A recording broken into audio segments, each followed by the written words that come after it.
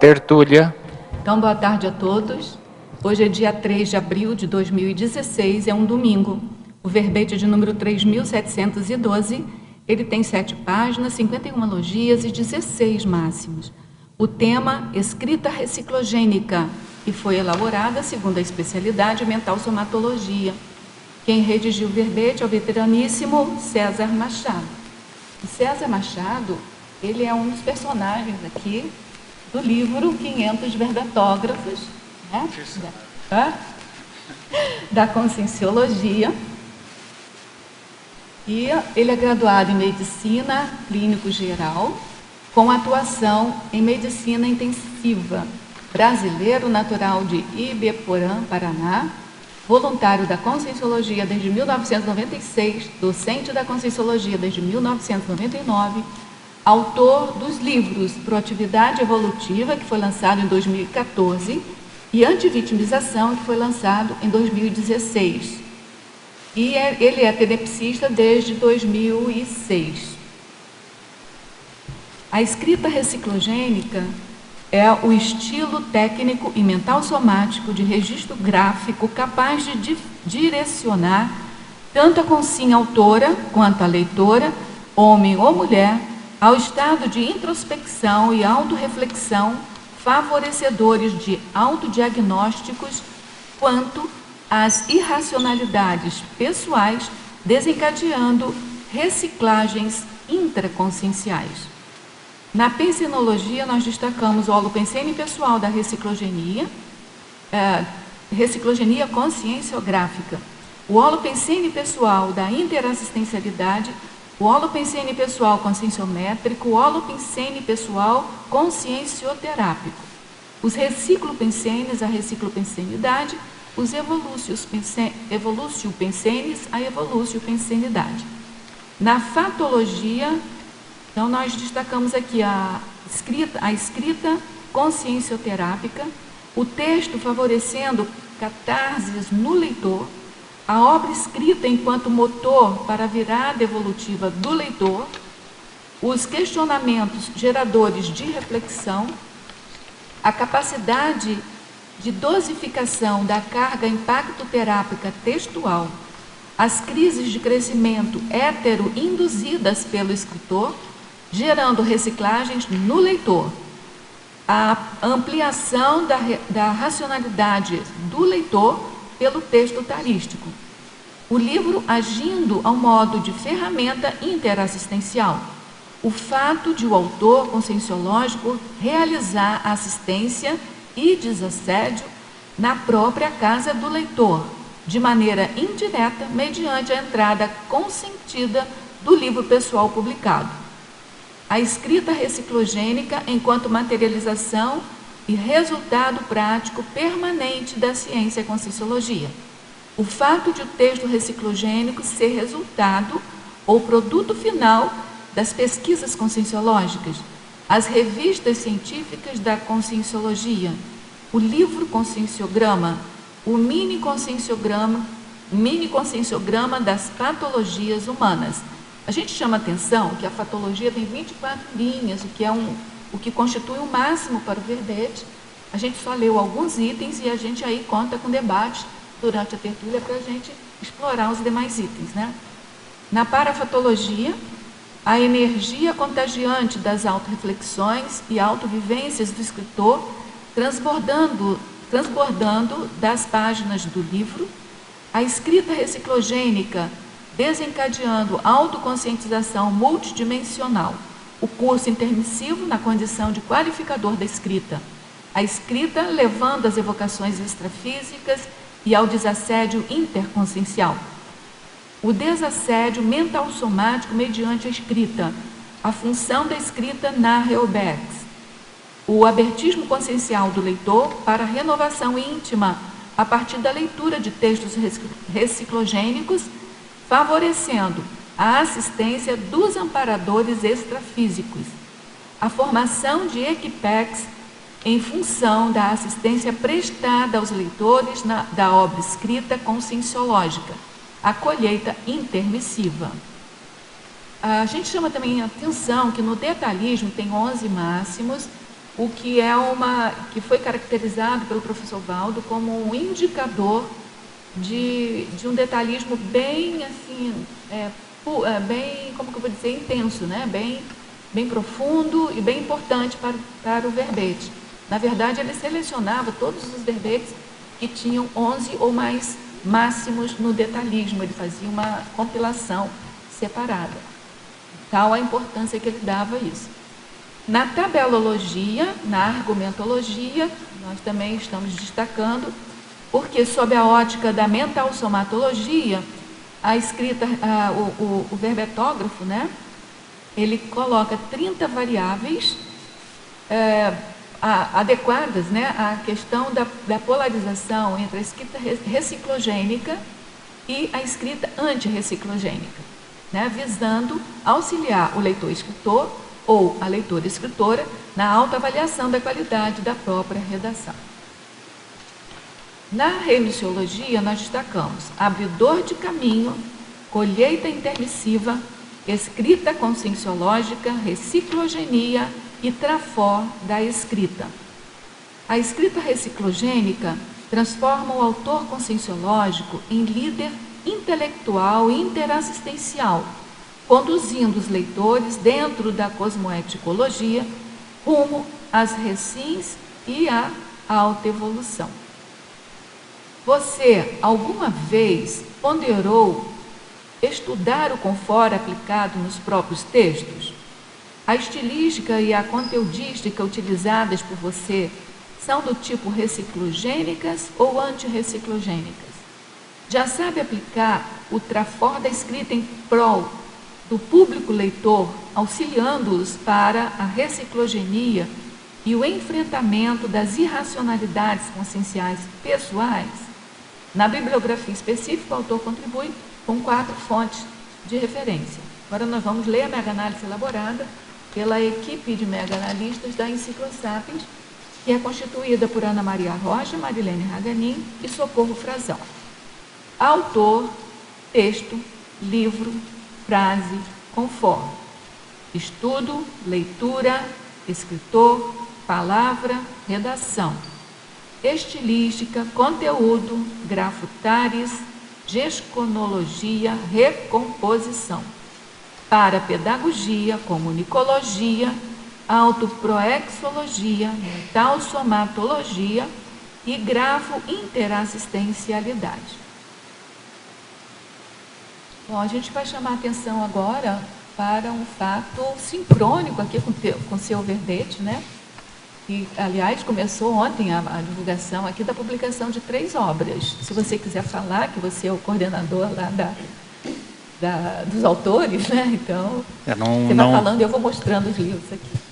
Deu uma olhada no da noite de gala, né? Que foi lançado ontem já, a organizadora Luciana Lavoro, e o lançamento vai ser hoje, né? Às 17h30, aqui no Hotel Mabu Interlúdio. É às 5h30. E olha só, abri ao acaso a página do coordenador lá da IC Consecutiva. Na realidade, acho que é um trabalho grupal aí do pessoal. Sei, mas eu abri assim, olha, bibliomancia saiu. O pessoal da Consecutivos. Mas aí a gente considera, no caso, o organizador, né, que é a Luciana Lavor, como o neo-autor aí da Unescom, que é a União Internacional de Escritores da Conscienciologia. Ela que fez a organização, escreveu capítulos também, né? Trabalhou na diagramação, trabalhou na organização do livro todo. Então, aí tem uma fala aqui atrás, né? Dizendo assim, ó, com 18 capítulos, 13 autores, o livro traz informações sobre vestuário, arquitetura, gastronomia, arte, retrocognições, parasociometria, história e conscienciologia, além de um dicionário biográfico de 53 personalidades representadas no evento. Não, tem bastante conteúdo. Às vezes o pessoal acha, não, é só um livro de fotografias do evento, mas não é, tem bastante conteúdo aí. Agora nós temos aqui também um outro lançamento. Da Tatiana, né? Esse livro eu conheço porque eu acabei fazendo uma revisão, um parecer para ela, né? E o que ela fez foi pegar ela pegou aquele verbete... Aquele teste, né?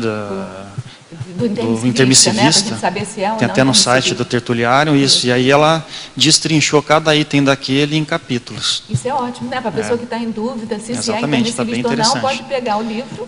Eu pessoalmente revisando, teve vários momentos que faz aquela expansão, né? Parece que ele realmente ele evoca, né, o Holopensene do curso intermissivo. É bem interessante. Oi? O nome é Curso Intermissivo. Você se preparou para os desafios da vida humana? É porque ele corresponde, ele explica, ele ajuda a pessoa a responder aquele teste do intermissivista. Para a gente saber se a gente é ou não intermissivista. Se é que a gente tem dúvida, né? Eu não sei quando vai ser lançado. Ele ainda não foi lançado. Já tá nas bancas, já está vendendo, mas não sei quando é que ele vai ser lançado. E esse aqui é o do Luiz Bonassi, Paradoxo. Você tem certeza sobre tudo o que pensa? É muito interessante esse livro também. Isso aí, eu não conheço o livro, eu sei que tem uma história longa aí, de trabalho acho que de mais de 10 anos, né, de pesquisa. Desde que eu cheguei aqui que ele está... E ele usa muito o cosmograma, ele foi o coordenador da parte do cosmograma aí durante muitos anos, né? Esse livro é bem importante mesmo. Então são os 3 neo-autores aí da Unescom agora. Ele explica o que é o paradoxo, depois ele enumera muitos... paradoxos, né? E depois faz umas considerações também. Eu acho que esses livros aí, eles já caracterizam bem o processo da escrita reciclogênica, porque a ideia é justamente essa.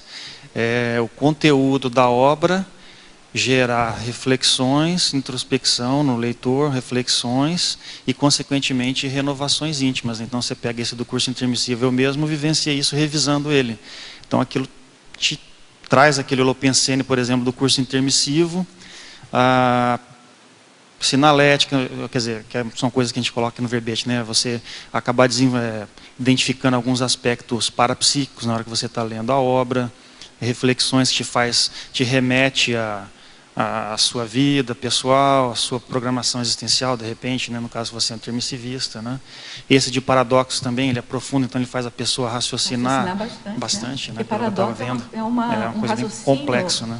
Um raciocínio lógico matemático bem importante, porque é uma aparente contradição. Isso. Então você olha ali, parece uma contradição, tem que buscar um paradigma acima daquele com o qual você está vendo para poder resolver aquele paradoxo. Né? Então, num determinado patamar, aquilo é contraditório. Se você avança um pouco no paradigma, você vê que aquilo tem explicação. Então, é uma falsa contradição. Eu acho assim fantástico, é um belo desafio assim para a gente, né, entender assim os paradoxos. E o próprio livro da Noite de Gala, que tem um aspecto seriexológico aí, retrocognitivo.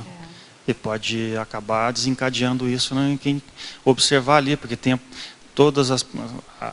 tem muitos, né, dos personagens, né, como você disse aí, que participaram do evento, todos caracterizados com as roupas de épocas e os textos também, as biografias das pessoas, as mini biografias das personagens que foram, personalidades foram representadas, né?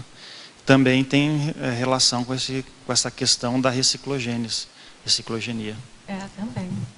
Agora vamos então voltar aqui mais detalhadamente para o seu verbete, que é um verbetão esse aqui, né? Então vamos lá. A gente sabe que você é ligadíssimo, né, para fora da escrita, mas assim, esse título em específico, qual foi a motivação para você fazer esse verbete?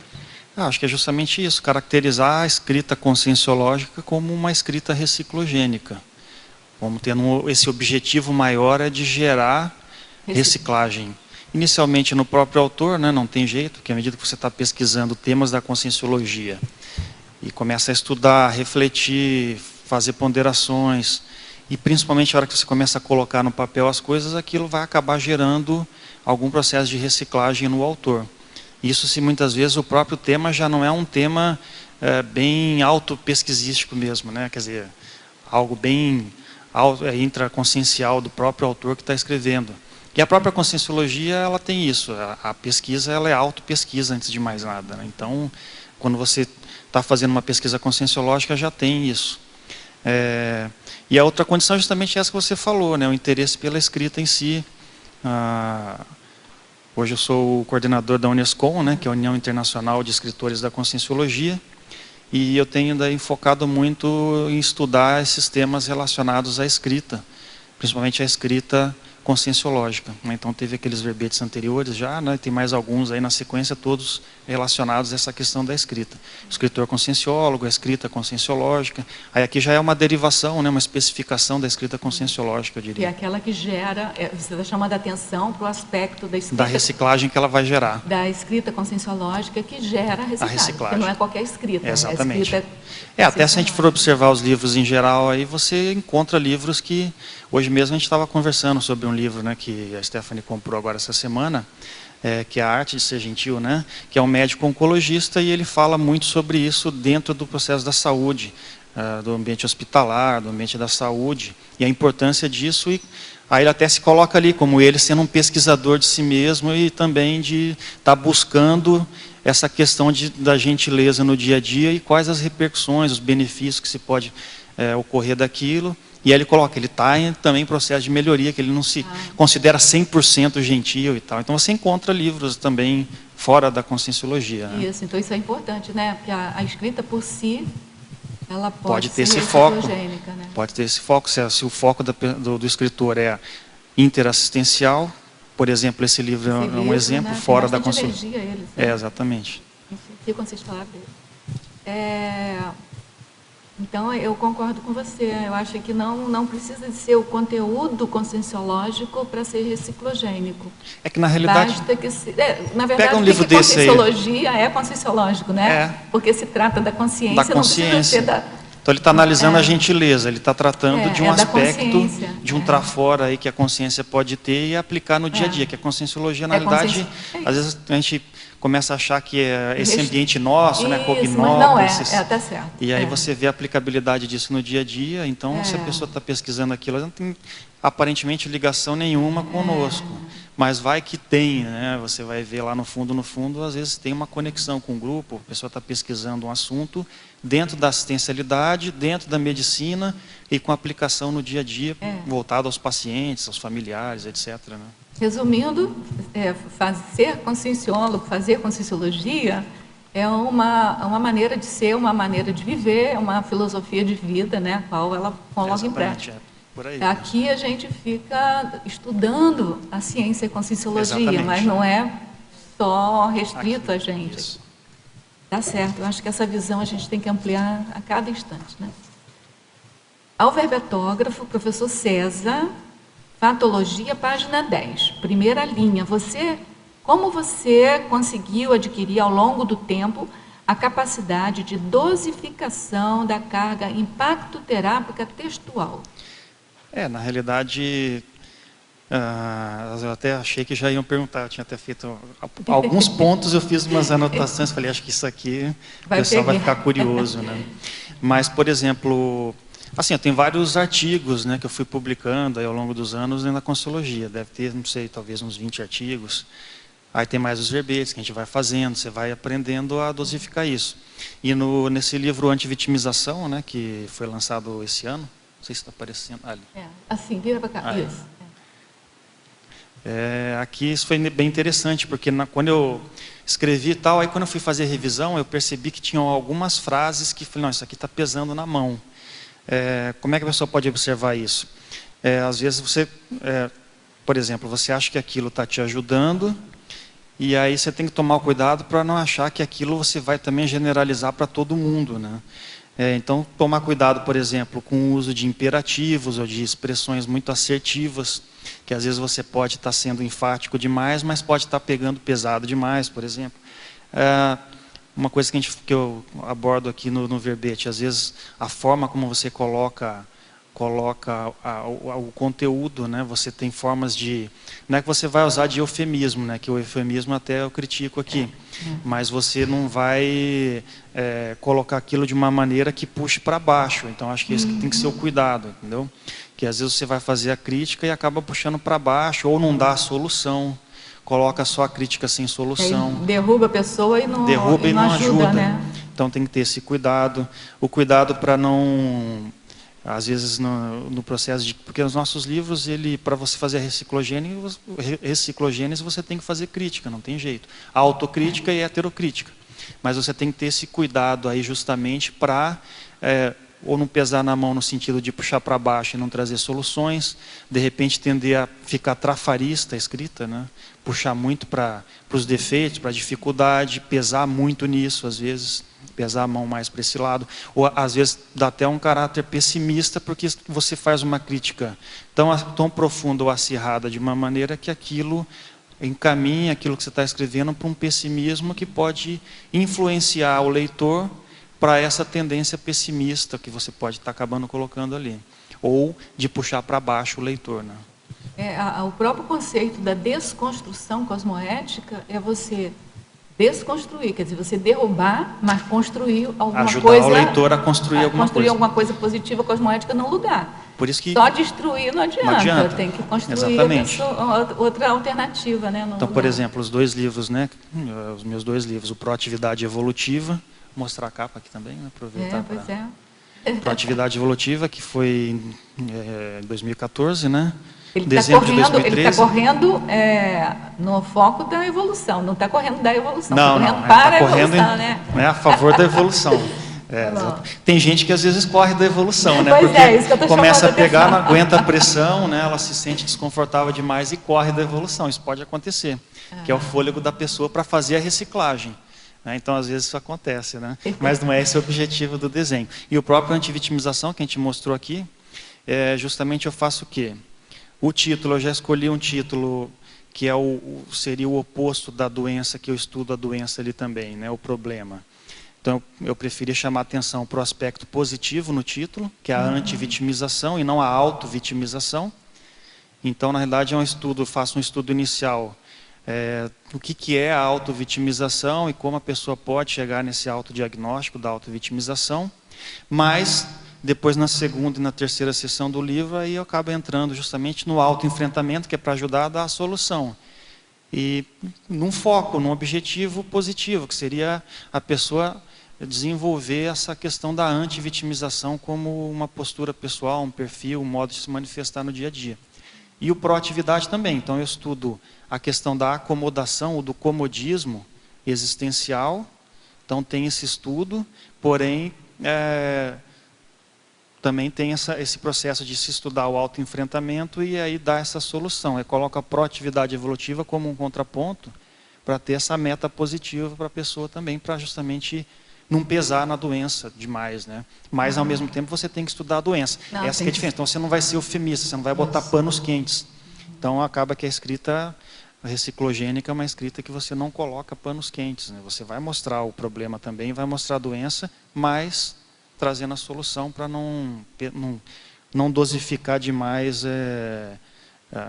Às vezes você pesa demais a mão, né? Não errar na dose, né? Exatamente. Você, como médico, deve saber quantas gotas deve dar para cada doença, né? Tem que saber bem, né? Mas às vezes é difícil. Às vezes você acha que não está pesando e você recebe críticas que, não, acho que aqui você pegou pesado. Pode acontecer. Por isso é que aquele polinômio ou trinômio, depende do enfoque que você queira dar. Acolhimento, orientação, encaminhamento, isso é o trinômio, mas o polinômio tem o follow-up, porque você tem que acompanhar para você ir dosificando na medida, porque se você... E a gente pode errar na dosificação. Exatamente. Né? Uma coisa que eu uso como técnica também para tentar dosificar é me colocar, depois que eu releio nas revisões do texto, antes de mandar para a publicação, se eu, na condição de leitor, como é que aquilo vai repercutir em mim. Né, para tentar avaliar esses aspectos que a gente estava colocando aqui agora. O autor é o primeiro leitor, né? Patologia, página 10, final da primeira linha. Como funciona na prática a neuroestética reciclogênica? Na realidade está tudo dentro, né, desse pacote aqui, a dosificação da carga impactoterápica, a neuroestética reciclogênica, que é o que? O confort redacional ocasionando renovações conscienciais. A neuroestética é um conceito da neurociência, né? E eles estudam isso, como que o cérebro da pessoa reage frente à arte, por exemplo, né? Ou a qualquer coisa, né? Às vezes a gente está aqui fazendo dialogando, né? Conversando, você está colocando as suas ideias e aquilo tem uma reação dentro do meu processo aqui de funcionamento. Quando eu falo em neuroestética reciclogênica, aplicando isso dentro da Conscienciologia, você vai pensar não só do ponto de vista do cérebro, mas do holossoma. Então, aquilo que você, aqui especificamente no texto, aquilo que você escreve, como que aquilo vai repercutir no holossoma do leitor. Adoraria ver um verbete seu sobre neuroestética reciclogênica. É um verbete que pode sair, né? Vocês não gostariam, não? Só eu que gostaria. Vou registrar, então, fica aí a indicação. Mas, então, até anotei algumas coisas, né? Então, por exemplo, neuroestética reciclogênica. Então, o texto levando a introspecção, como a gente disse, levando a reflexão, gerando no leitor aquela vontade de renovação íntima, de pegar aquilo e aplicar no dia a dia dela. Acho que pode ser um outro indicativo, um indicador. Ou aquela vontade de experimentar aquelas técnicas que estão sendo colocadas, né? Isso opondo-se à neuroestética no sentido de gerar reações no leitor do tipo emocional, emociogênica, ou de raiva, ou de pessimismo, né? ou que seja de doutrinação, né? Isso é uma outra coisa também, quando você vai dosificar a carga, que foi bom para mim, eu quero que seja bom para o outro. Aí você acaba doutrinando lá no seu texto. Né? Você quer que todo mundo siga aquilo. Né? Nem sempre que é bom para você vai ser bom para o outro, por causa do nível evolutivo de cada um e o objetivo de vida de cada um. Né? E o objetivo nosso da conscienciologia é gerar reflexões e a pessoa raciocinar por si mesma e ver se a descrença, o princípio da descrença. Né? Então, não acredite em nada, nem mesmo no que a gente escreve nos nossos livros de conscienciologia. Leia, observe, critique, veja se aquilo tem aplicação para você, veja se tem lógica e assim por diante. Né? Então, vejo que tem a ver com isso tudo. Hein? Se você for fazer mesmo esse verbete da neuroestética, eu acho que seria interessante você ver os conceitos de paraestética, de estética consciencial, que a gente tem. Eu tenho um verbete... já tem verbetes sobre isso? Não, tem um verbete que eu fiz que é estética numérica, até foi o professor Valdo que sugeriu, e nele a gente fala, sabe, da estética física e a estética consciencial, que eu acho que vale a pena para você ver, mas o professor Valdo já falava em estética consciencial, né? Neuroestética no contexto aqui da escrita foi ele que trouxe também. Né? Eu acho que vai ser interessante. Não fui eu que inventei usar isso aqui. Teve eu não lembro qual verbete que ele trouxe aqui, eu não sei nem se é da enciclopédia ou do DAC, agora eu estou em dúvida, mas eu lembro que eu estava aqui presente e ele... eu acho que foi do DAC. Do DAC, talvez. Aí ele falou da neuroestética com esse sentido de o seu texto, o que ele vai gerar de reação no leitor ao que ele está lendo. Interessante. E aí, por exemplo, até eu lembro que uma das coisas que eu questionei no dia lá foi justamente porque muitas vezes no passado, pegando o processo de serie access, né? Você lá como um escritor que se envolveu de repente com a escrita de manifesto, com a escrita mais revolucionária, e aí você incitou as pessoas através da sua escrita, né? E a escrita com uma carga de emocionalidade justamente para mexer na emoção da pessoa, gerar aquele sentimento de revolta contra alguma coisa que você também ia contra, por exemplo. Então é um exemplo. Né, e essa neuroestética agora que a gente está propondo é uma neuroestética que mexa... uma reciclagem. E que mexa mais com o sentimento mais elevado. Né? Exatamente, da racionalidade. Da racionalidade, da emoção racionalizada, mas eu acho que é muito importante. Exato. E eu disse da reciclagem porque se você, como um autor, você mexeu com isso do ponto de vista de escrita, aí por isso que eu coloco aqui até a questão do curso intermissivo. Então, mas de repente você teve ali algum nível de conteúdo que fez assistência e chamou a atenção dos amparadores. Então, vamos lá, vamos para o curso intermissivo. Aí chamaram lá para fazer o curso intermissivo. Aí a oportunidade de ampliar a sua visão assistencial, a visão diante da cosmoética e voltar agora, justamente mudar o foco da escrita, ou a neuroestética, né, na escrita para a assistencialidade, para a reciclagem, para a renovação, para a cosmoética. Né? Se você sabe mexer com o neuro das pessoas para fazer a revolução, você sabe também fazer para a reciclogenia, né? É só você mudar o foco ali. Bom, vamos lá. Na Fatologia, página 10, última linha, onde podemos encontrar o mini conscienciograma das patologias humanas? Está nas referências no Homo Pacíficos, né? Tem a referência ali, é só dar uma olhada nas páginas, né? Isso aqui é a proposta do professor Valdo também no Pacíficos, Homo Pacíficos. Mas já existe essa mini... Sim, sim, é uma sessão, né, uma sessão do Pacíficos, que é o mini conscienciograma das patologias humanas, e ele analisa várias... ele chamou de... Eu não me lembrava que tinha chamado de mini conscienciograma. De repente, não sei se tem aí, dá até para dar uma olhada, alguém se quiser depois, mas para indicar para a pessoa... No Pacíficos. E, se eu não me engano, é uma sessão mesmo, específica, que ele analisa. Então, ele analisa a ansiedade, aí ele faz uma análise, uma breve análise de cada item. Na verdade, ele jogou a questão, acho que para quem tiver interesse ir lá e começar a expandir o assunto, né? Então, tem várias, acho que tem uns 100 itens, eu acho, se eu não me engano, que ele colocou dentro dessa sessão aí do mini conscienciograma das patologias humanas, né? Tem sim. É uma sessão inteira. Começa na página 571. Aí ele fala sobre o autodiscernimento, a profilaxia dos redutores do autodiscernimento. Eu me lembrava desse capítulo, só não me lembrava que o nome da sessão era essa.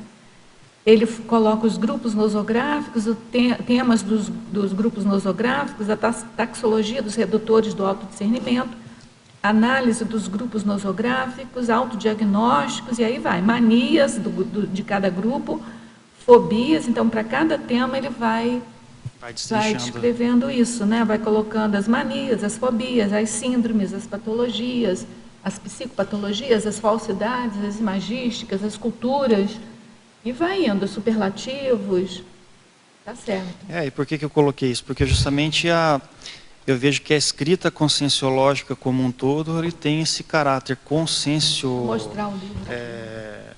Como é que fala? Conscienciométrico, exatamente. E consciencioterápico, né? Porque a ideia nossa é fazer a conscienciometria e dar a solução. Então, eu vejo que a escrita conscienciológica ela tem esses dois caráteres, essas duas características, da conscienciometria e da consciencioterapia, vamos dizer assim, ou da autoconsciencioterapia, da autoconscienciometria e da autoconsciencioterapia. E aí aquilo gerar isso também no leitor, né? A vontade de fazer uma autoanálise e trazer soluções para a melhoria da própria saúde, né, no dia a dia. Na politicologia, página 12, primeira linha, poderia falar sobre a política do autorado conscienciológico, permitindo maior liberdade pactoterápica ao escritor? A política do autorado conscienciológico é justamente o quê? A gente, como autor da conscienciologia, a gente não visa lucro, né? A gente não visa ganhar dinheiro com as publicações, muito pelo contrário.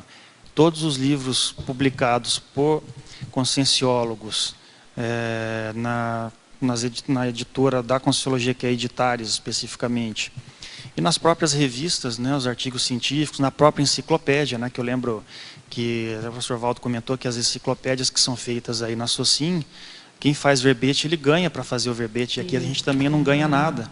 Você não ganha nada físico, né? De dinheiro, né? Dinheiro, porque... exatamente. É justamente isso, por isso que eu estou falando. A política do autorado. Então, o que acontece?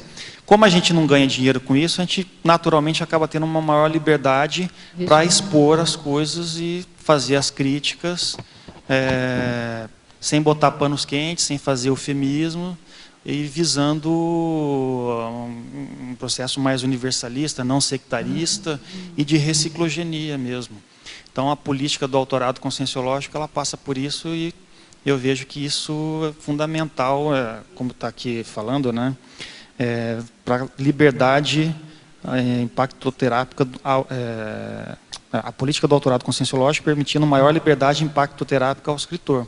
Te permite falar de coisas que, de repente, se o cara ele quer ganhar dinheiro com o livro, se ele começar a fazer certas críticas ali, o público vai se restringir. Por isso que a conscienciologia ela não é massificável. Talvez com o tempo isso vá se ampliando e tal. Mas se a pessoa almeja se tornar um best-seller, conscienciologia, escrever não é o melhor local para ela desenvolver a escrita dela. Porque para você se tornar um best-seller tem que ser um negócio mais água com açúcar, né? E por aí vai. Então, acho que deve ter ficado claro aí a explicação, né, para esse. Ficou bem claro. Professor César, na página 10, em parafatologia, a primeira, a energia contagiante das autorreflexões e autovivências do escritor transbordando das energias do livro. Aí você fala no exemplologia também, você coloca, está bem encaixado no exemplologia. Você podia comentar para a gente? O que acontece? A escrita conscienciológica, como a gente estava dizendo, ela tem a questão da autopesquisa antes de mais nada. Então, se tem autopesquisa, você está visando se conhecer mais e você está visando renovar alguma coisa, fazer algum tipo de reciclagem, ter algum tipo de experimentação parapsíquica. Ou seja, você começa a ter vivências dentro daquilo que você está estudando e está pesquisando. Então, tudo aquilo que você tem vivência, a hora que você escreve, a hora que você fala, acaba tendo mais energia. Então, quando você coloca aquilo, a tendência é o quê? Contagiar mais do que se for uma coisa mais teórica que você está estudando e não tem tanta vivência, experiência, experimentação ou prática naquilo. Contagia mais. E eu vejo que na escrita do livro ele tem isso também. Então, por isso que eu falo, você falou de exemplologia. Então, tem um aspecto autorreciclogênico, que é isso que eu estou falando, e heterorreciclogênico, a hora que você coloca aquilo no papel e aquilo vai afetar de alguma maneira positiva, né, o leitor.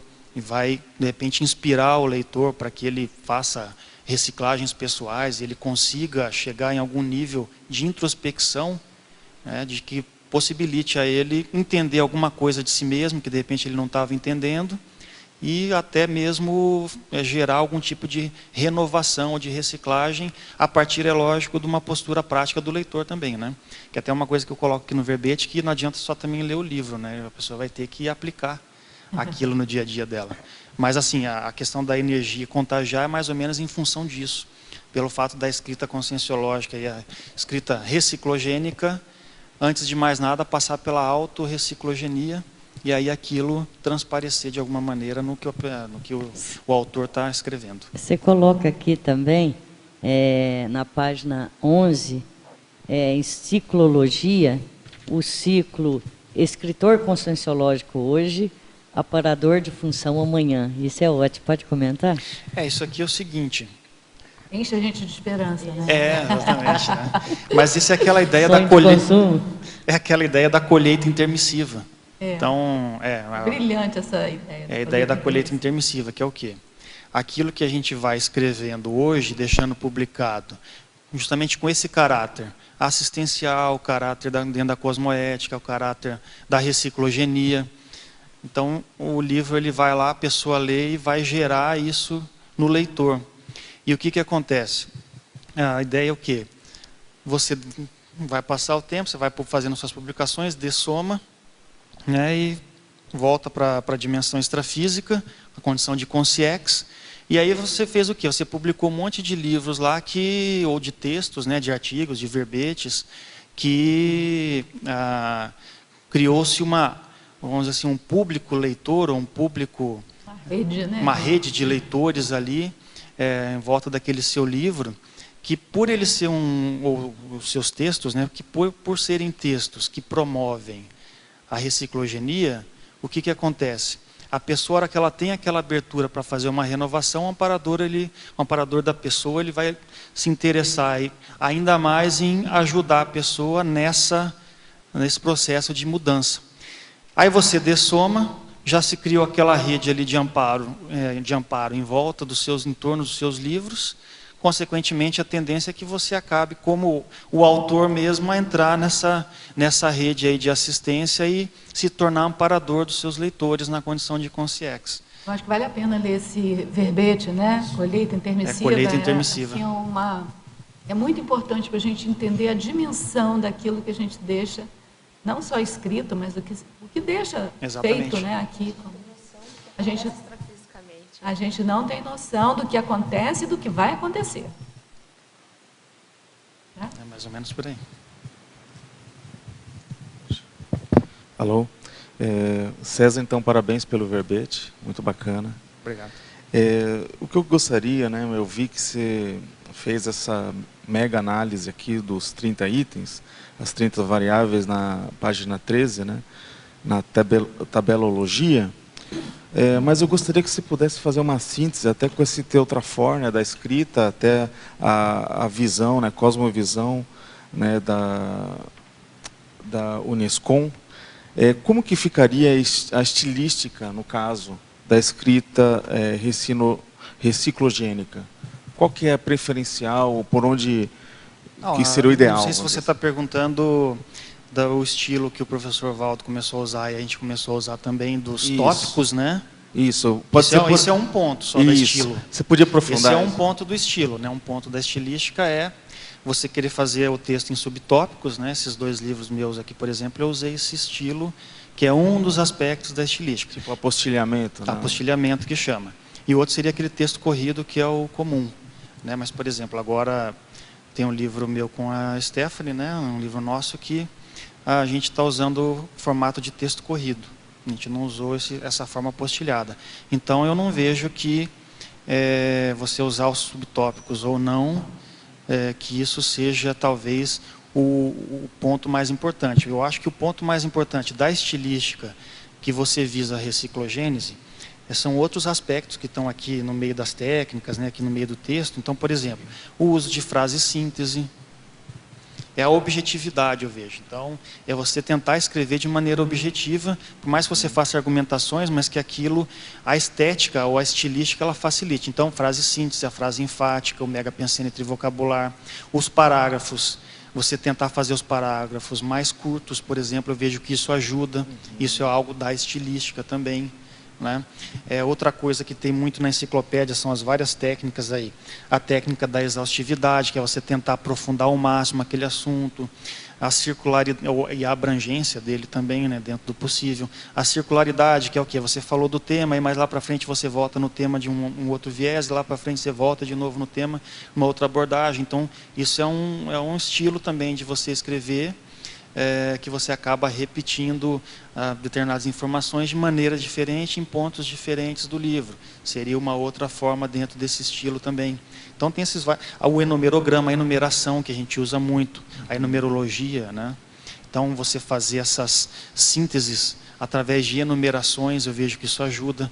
As tabelas é uma outra questão dentro da estilística, que eu vejo que quando você visa atingir o leitor de uma maneira mais racional, eu acho que você usar essas técnicas, essas técnicas, né, que levam a uma escrita mais objetiva, que isso tende a ajudar nesse tipo de reflexão. É só você pegar um livro em que você deixa aqueles parágrafos de 1 a 2 páginas que você vai lendo e vai misturando, encadeando as informações. Às vezes aquilo você, no meio do texto, você acaba se perdendo, se confundindo, aí tem que voltar muito, né? Não que no estilo de escrita desse modo aí que eu estou comentando, né, com essas características, você não tem às vezes que voltar também. O estilo apostilhado, né, que você está falando, né? Ou mesmo que você faça em texto corrido, mas observando essas outras características que a gente estava comentando, né? Frase síntese, frase enfática, megapensene, enumerações. Eu acho que esse estilo é mais organizativo.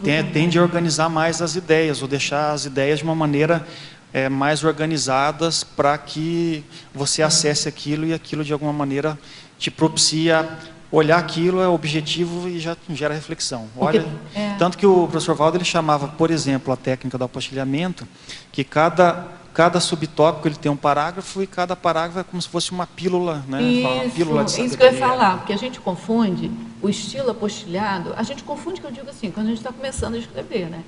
O estilo apostilhado, assim, a gente escreve o parágrafo que quiser e coloca aquele subtítulo. Mas, pelo que eu entendi da técnica, né, do apostilhamento, é isso que ele falou agora. O leitor, ao ler só a sequência daquelas palavras, as epígrafes, né, que são subtítulos, ele teria que ser capaz, se o autor for bom, ele teria que ser capaz de ter uma ideia do texto todo. Entendeu? Então, isso puxa pela lógica do autor, pela coerência e coesão do autor. Então, não é gratuito botar um texto, um parágrafo atrás do outro. Ele tem que ter uma lógica, porque aqueles subtítulos, eles têm que contar uma historinha. Isso é outra coisa, realmente. Porque às vezes a pessoa quer escrever apostilhado, mas fica um parágrafo, está falando uma coisa, aí embaixo já é outra coisa, aí embaixo já é outra coisa. E não tem um encadeamento, né? Fica solto demais. E aí tem então eu tento fazer a argumentação de uma maneira que ela fique numa sequência. No antivitimização, acho que na opinião pessoal, ficou até muito melhor do que no Proatividade Evolutiva. Eu acho que eu consegui, inclusive, dar ao livro uma sequência entre os capítulos. Né? O Proatividade já ficaram os capítulos mais... Vai depender do assunto também, exatamente, né? também tem isso, né? Mas já ficou mais... Só pode ler um capítulo mais lá orgânico, que tá tranquilo. Né? Que você diz, né? Ficou mais Pega orgânico. um capítulo lá na frente. Não que esse aqui não dê, né? De repente eu quero ler só ali sobre anti-egocentrismo. Aí vai no capítulo anti-egocentrismo. Mas tem uma continuidade dos capítulos anteriores, né? Para a pessoa entender por que o anti-egocentrismo é importante mesmo. Agora, só uma curiosidade, né? Do ponto de vista até de curso intermissivo, teve algum desses 30 itens, 30 variáveis, algo que meio que te chamava atenção? Tipo, ó, isso tem que ter uma cláusula pétrea, vamos dizer assim, desses itens.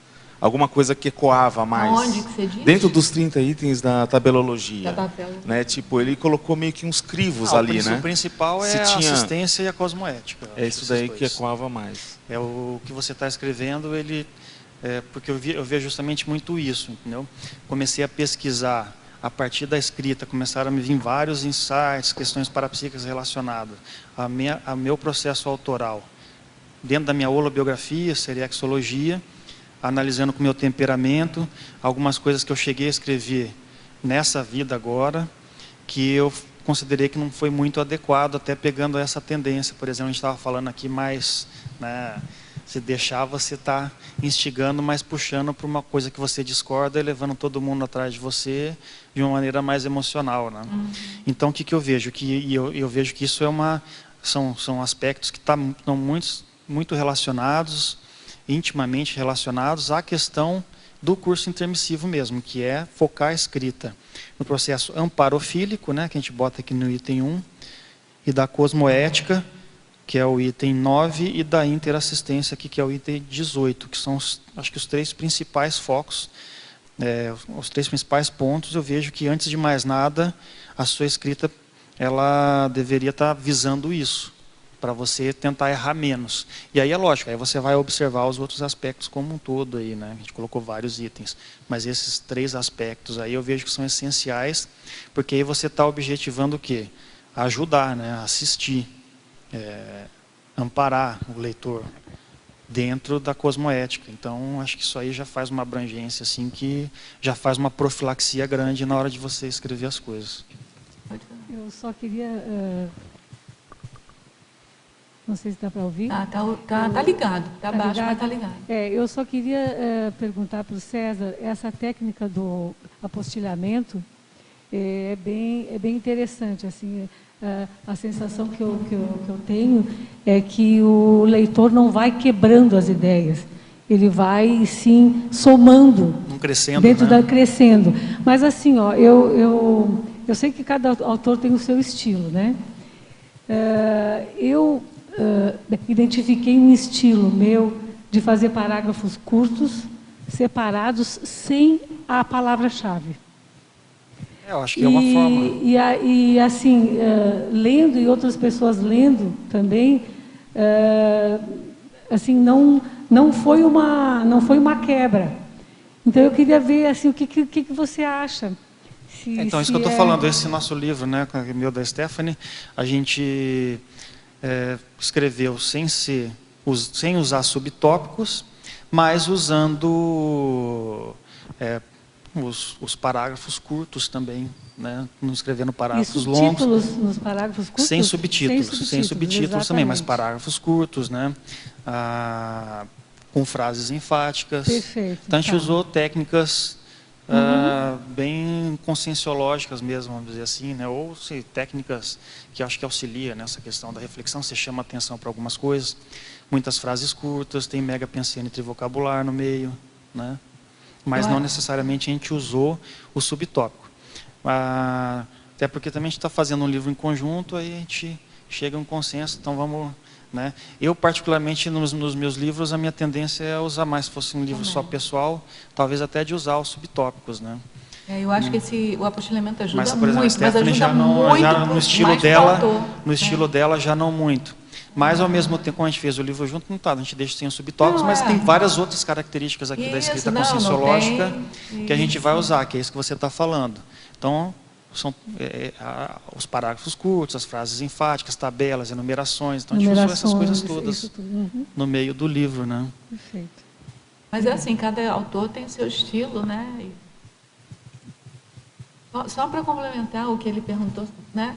É que assim, uma das coisas que o professor Valdo falou assim, que me chamou muita atenção, que ele valorizava na escrita conscienciológica, é o cotejo que se faz com as especialidades. Para ele é uma das coisas que tem mais valor. Isso a gente usou também no livro, é outra técnica que tem, exatamente. Que é uma técnica que ele dá muito valor. Pela mental somatologia. Acho que tem um livro dele que é o 200 Teáticas.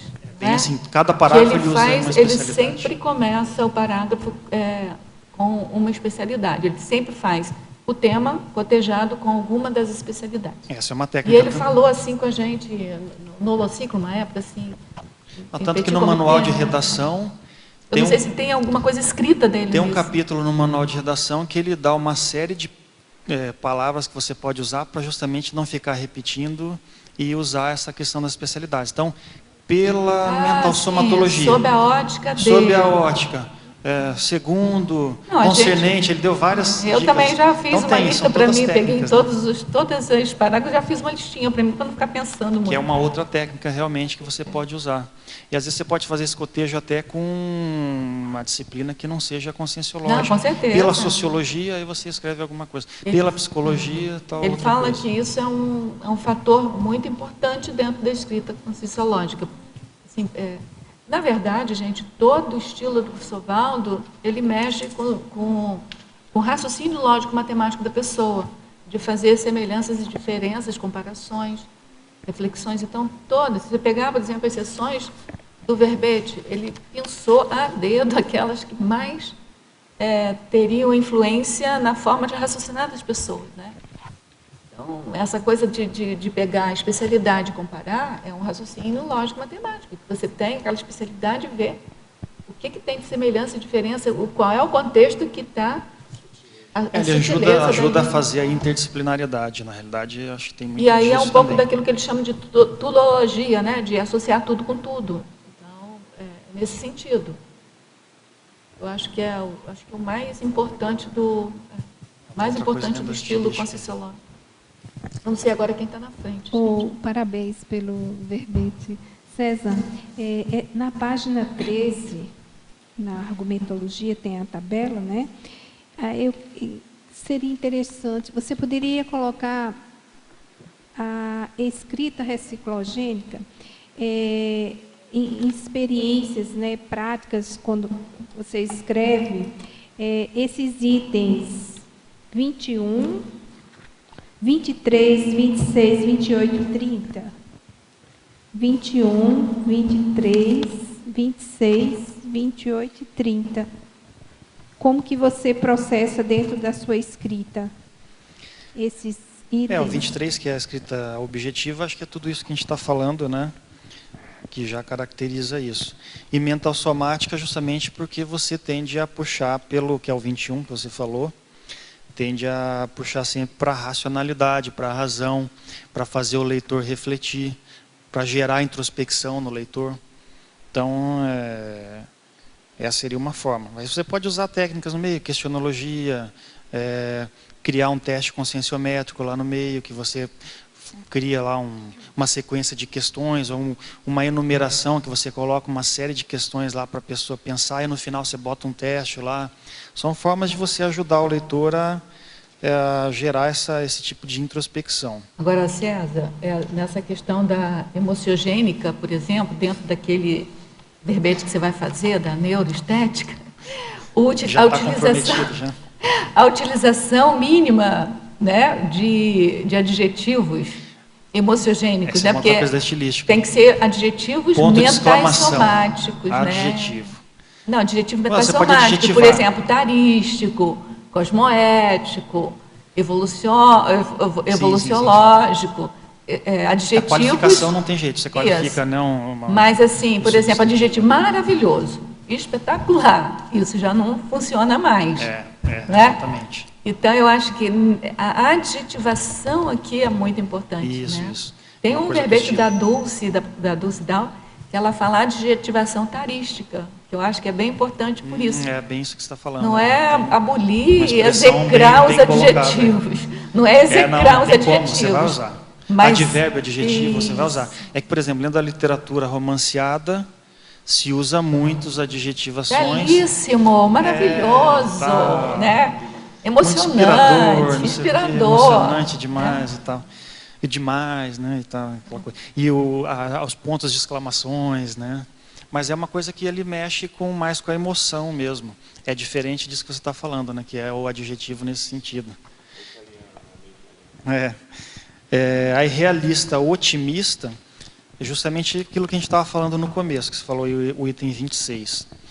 Você vai procurar escrever a realidade das coisas sem botar panos quentes, mas tendo cuidado com a dosificação da informação que você vai usar. Por quê?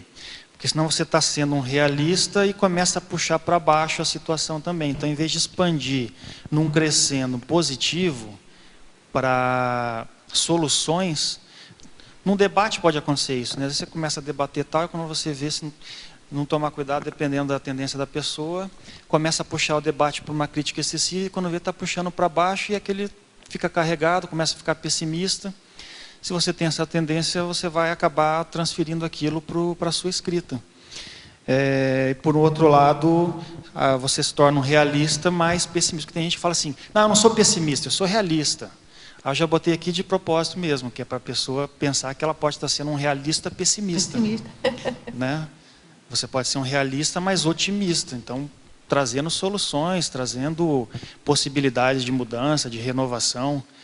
Né? Porque senão cai naquela. Né? Então, por exemplo, século XIX, você tinha lá, tinha uma vez aqui, a literatura crítica e a literatura naturalista. Eles se embasavam no quê? Se embasavam nas teorias vigentes na época, que era hereditariedade, por exemplo, era um, e o darwinismo social, né, aquela questão mais mesológica, influenciando a pessoa de tal jeito que o caminhar daquilo é para, né, o desfecho sempre é negativo, por causa das tendências que a pessoa traz na hereditariedade e as tendências que o meio estimula a pessoa. Então, muitos autores ali acabaram sendo taxados como pessimistas, né? Justamente por causa disso, porque eles punham a realidade embasado até nas teorias da época, mas que acabavam dando um caráter muito pessimista para a escrita, né? Para aquilo que eles, para as argumentações, para as teorias que eles criavam, né? Para as ideias que eles traziam. Isso até é um ponto importante para a gente pensar, né? Para a gente ter o cuidado nunca de ir muito nos modismos da época. Que às vezes a ciência tem muito disso, que hoje é uma verdade, daqui a um tempo já pode não ser mais. Então, por exemplo, com o desenvolvimento da psiquiatria, o desenvolvimento da psicologia, das teorias psicológicas e etc., essas ideias aí da hereditariedade existem em algumas doenças, né, lógico, né, e da mesologia, sabe que pode ter influência, mas que a pessoa ela pode, e a própria conscienciologia traz isso, né, você como uma consciência, você podendo superar a sua genética em determinadas tendências, é lógico, né, mais psíquicas, né, e às vezes até tendências físicas, né, mas físicas aí já é um pouco mais complicado, né, mas essas tendências psicológicas que você pode evitar, né, ou você pode fazer uma renovação, uma reciclagem, é a própria questão do meio influenciando a você, né, então você como consciência podendo superar aquilo. Então acho que aí entra muito dentro do item 26. E o outro item é o 28, né, que você colocou. O 30. Universalista e sectária. Não, então aí é mais ou menos o que a gente está falando. Você tentar escrever de uma maneira que o seu texto ele consiga ser útil para a maior parte das pessoas, né, dentro do possível. Vamos dizer assim, por isso que a gente fala que o seu texto seja realmente um texto de esclarecimento, um texto libertário e não um texto sectário, né, ou um texto que pese muito para você puxar demais para um determinado ponto ali que você quer defender, ou até mesmo para uma linha assim que você sabe que é uma linha que vai tender a levar a pessoa para um dogmatismo, para ser um seguidor, para ser para o carneirismo, né, para ser um leitor de cabresto. Então, que a ideia não seja essa. Então, que seja uma leitura que promova a reciclagem, que a gente sempre enfatize o princípio da descrença, que a pessoa procure fazer as experimentações. Eu acho que a ideia da Conscienciologia é essa, e que não puxe para esse lado. Então, por exemplo, escrita sectária é só você pegar diversos livros que se escrevem hoje, o cara pega lá a Bíblia e interpreta um trecho, escreve um livro interpretando aquilo, a pessoa lê e fica seguindo só, sem muito questionamento. Por quê? Muitas vezes a tendência é o quê? É querer induzir a pessoa que aquela é a verdade absoluta e que aquilo é que tem que ser seguido, porque senão as consequências vão ser essas. E aí já coloca também um processo de medo por trás daquilo, muitas vezes, né?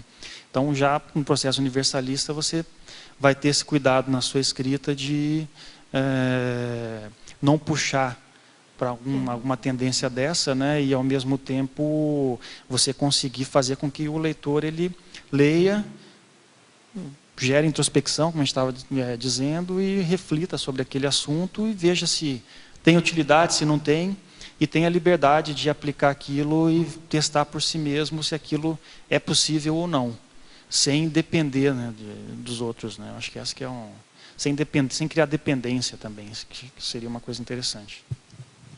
César, parabéns pelo verbete. Eu comprei o Proatividade Evolutiva, eu li até mais ou menos a metade, em 2013, não consegui terminar. Eu achei ele, era como se eu recebesse às vezes até uns tapas na cara. Eu achei ele bem, né, mas vamos lá. Já viu que a dosificação depende, né? Não, depende também da interpretação da aquilo pessoa. que a gente fala, né? Às vezes depende um pouco do momento evolutivo também da pessoa que está acessando, né, e do fôlego naquele momento também para dar continuidade, porque às vezes você escreveu e aquilo mexe. Como a gente colocou aqui em coloquiologia, é o texto tipo soco na cara, fratura exposta. Escrever sem botar panos quentes, sem fazer rodeios, oposto ao estilo água com açúcar, e ao mesmo tempo levando o leitor a ter que botar a mão na massa, né, que a gente colocou aqui, né? Não sei se eram seus problemas aí, mas era o caso mesmo, eu estou comentando, né? Porque a coloquiologia ela já é justamente para explicar que às vezes tem a questão do leitor, né, que ele pega aquilo e não é que você pesou demais, mas tem gente que pega aquele tema lá, aquele assunto e lê e, nossa, isso aqui está me ajudando muito e eu estou vendo isso, estou vendo aquilo, estou fazendo reciclagem. E para outros leitores já nem tanto. E depende do momento dela também. Do Pode momento ser que evolutivo. se ela começar a ler agora, vai passar isso tudo. foi há 3 anos atrás, né? Agora são agora outros você momentos. vai ler tranquilo. Mas eu quero assim saber de você. Se você tem fatos ou alguma coisa assim para exemplificar, quem era o César antes dessas 2 obras escritas e quem é o César agora, depois dessas obras? Se você tem um trafar ou trafal bem específico seu e que você tenha fatos para dar de exemplo, no caso dessa reciclagem, que é o tema do seu verbete? Então, os 2 livros, na realidade, eles são... eu até coloco na introdução dos 2 que tem o aspecto autoconsciência terápico ou de reciclagem pessoal, né? Eu já escolhi temas que eu identifiquei que eu tinha algumas características dentro daquilo que eu queria mudar também, não só algo que eu estava, por exemplo, para atividade evolutiva, eu estava atuando lá na consciência terapia na época, na OIC, né? E então você observava isso às vezes em muitos evolucionistas que chegavam, mas ele também foi um tema lá que eu percebi em alguns aspectos dentro da minha necessidade de reciclagem pessoal. E na realidade ele saiu quando? Esse livro ele acabou saindo em dezembro de 2013. E nesse meio tempo eu fui justamente identificando o quê? Que apesar de eu estar fazendo uma série de coisas que ainda era num ritmo não muito dentro do que eu achava que poderia ser. Eu comecei a identificar que eu estava subutilizando trafores, por exemplo, a escrita, né? Então, o que aconteceu? A publicação do livro culminou com a saída da OIC e assumir a Unescom, que é com um foco mais nessa questão da escrita e começar a desenvolver mais isso. Naturalmente, o que aconteceu? Lá eu ficava mais restrito, mais fechado, a gente fazia os atendimentos e eu nem aparecia em lugar nenhum, né? A gente ficava lá só atuando. Até confortável, né? Confortável até certo ponto para mim.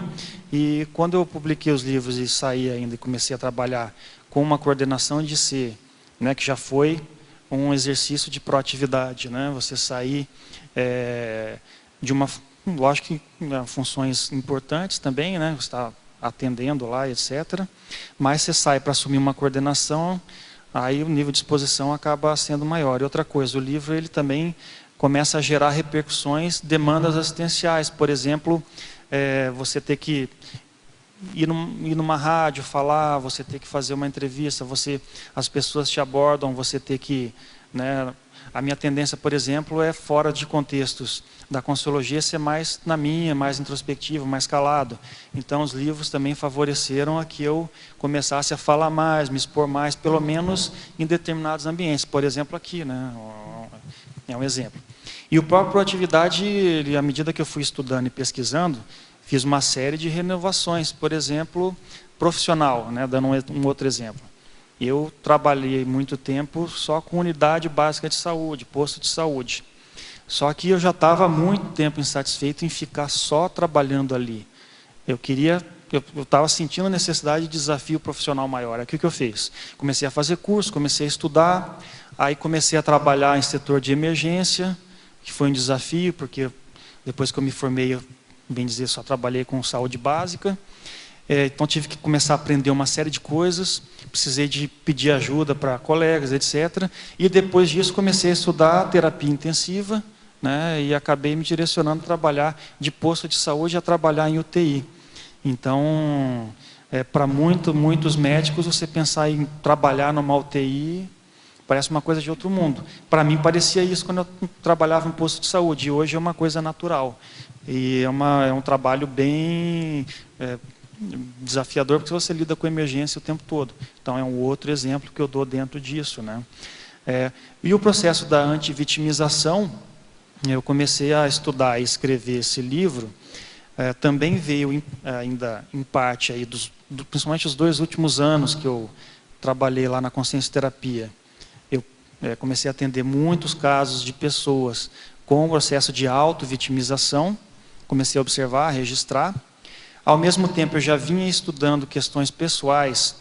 Eu vejo que esse livro Antivitimização, ele tem muito, para mim, um caráter de recomposição grupocármica, porque eu vejo que, dentro das coisas que eu vinha estudando do meu temperamento, e das coisas que eu comecei a ter de percepção, projeção, insight internet, a gente vinha aqui, questionava o professor Valdo nas mini-tertúlias, aí ele soltava alguma coisa a mais e tal, eu fui direcionando, eu comecei a identificar justamente esse uso da escrita dentro desse caráter emociogênico, de ter usado muito isso, e possivelmente ter sido, quando ele fala lá que todo mundo que vai para o curso permissivo toma um esbregue extrafísico lá, e aí cai as fichas e tal, e eu vejo que o meu foi dentro disso, né? As conclusões que eu tenho chegado no meu esbregue foi dentro desse uso. Então, justamente por quê? Por ter tendências de auto-vitimização e expressar aquilo na escrita, no passado. E ao mesmo tempo que teve essa questão aí, então, seriexológica desse estudo, questão da OIC dos atendimentos, e ao mesmo tempo aí começar a fazer uma análise atual e ver ainda manifestações de auto-vitimização no dia a dia. No meu caso mais específico, o que eu via muito? Uma tendência a, muitas vezes, não valorizar trafores. Então, às vezes, eu não valorizava nem o trafor da escrita, achava que era uma coisa comum, assim, banal, tem nada demais, entendeu? Isso daí. Aí, por exemplo, isso é uma coisa que eu comecei a valorizar muito mais. Não, isso eu acho que é um dos meus principais trafores. Aí eu comecei a valorizar mais isso. Outra coisa, quando eu comecei a fazer isso, então, em focar a minha ProEx na escrita, e aí falei, não, então, eu acho que aqui eu estou ajudando, né, dentro desse trabalho aqui de atendimento, tem a ver comigo, sou médico, já estou aqui há 7 anos, eu também trabalhei 4 anos com o AVA, né, então atendi muita gente já antes da OIC, trabalhando no setor do AVA, né, que é de acompanhamento, né, de voluntários e alunos, então já lidava de uma certa forma, com essa questão da consciencioterapia, né, de uma certa maneira, e depois mais, então foram 11 anos, né, bem dizer, trabalhando com isso. É lógico, nesse tempo eu fui publicando artigos, etc., mas aí eu comecei a sentir uma necessidade maior de focar na escrita. E aí eu vi que eu saindo de lá, surgiu essa oportunidade na Unescom, ao mesmo tempo um desafio de você sair daquilo que você já fazia, que eu já fazia ali há muito tempo, por uma coisa nova, que assumir uma coordenação, ao mesmo tempo assumir a questão de uma ProEx focada mais em incentivar as pessoas a escrever e, ao mesmo tempo, focar mais na escrita. Então, comecei a valorizar muito mais isso. E, de consequências, naturalmente, essa saída e essas reflexões, que é um dos capítulos da antivitimização e foi um verbete que eu apresentei aqui, foi começar a ter mais autoconvicção proexológica, né, que é um verbete que eu apresentei aqui, é um capítulo, e, consequentemente, melhorar a autoconfiança, melhorar a autoestima, melhorar a autodeterminação para as coisas que eu comecei a perceber que eram importantes para mim. E aí vem uma série de questões, né? Então eu vejo que de benefícios assim com a escrita, principalmente os sistemas desses livros em termos de reciclagem, eu vejo que hoje eu posso dizer que eu tenho mais autoconvicção, muito mais autoconvicção do que eu tenho para fazer, principalmente esse foco da escrita. Na prática, o que acontecia? A pessoa olha, não, você é um cara muito calado, você tem que fazer coisas que você tem que se expor e falar. Eu falei, não, mas meu negócio é escrever. Não, mas você tem que ficar fazendo coisas que você tem que se expor, você tem que falar. Então as pessoas, elas, até assim, o objetivo é assistencial, né, muitas vezes, né? A pessoa acha que vai te ajudar te colocando. Mas se você não sabe o que você realmente tem para fazer, às vezes você começa a ir na onda dos outros e continua sempre na periferia da sua ProEx. E quando eu reconheci, não, mas isso aqui é um trafora, é isso que eu tenho que fazer, saiu o primeiro livro, gerou uma série de repercussões positivas. Aí você fala em consequência, e não como causa. Exatamente, né? Aí são os efeitos da escrita, né, as repercussões da escrita. Por exemplo, aqui hoje, né, a gente está falando... Estou me expondo, a gente está debatendo. Da entrevista, fui na rádio, a gente foi lá, vai nos locais, foi lançar livro em outra cidade. Você é exposição, você está falando, você está fazendo contato com as pessoas, está interagindo. Então é uma outra forma, diferente.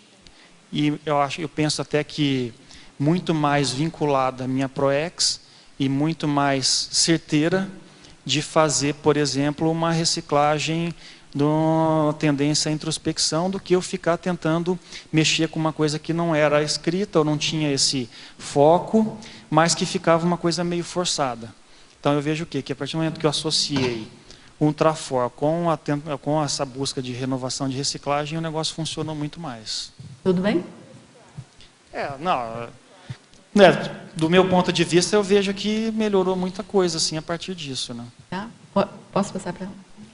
César, muito obrigada pelo verbete. Mais uma vez, você coordenou o curso de formação de autores, que eu participei também.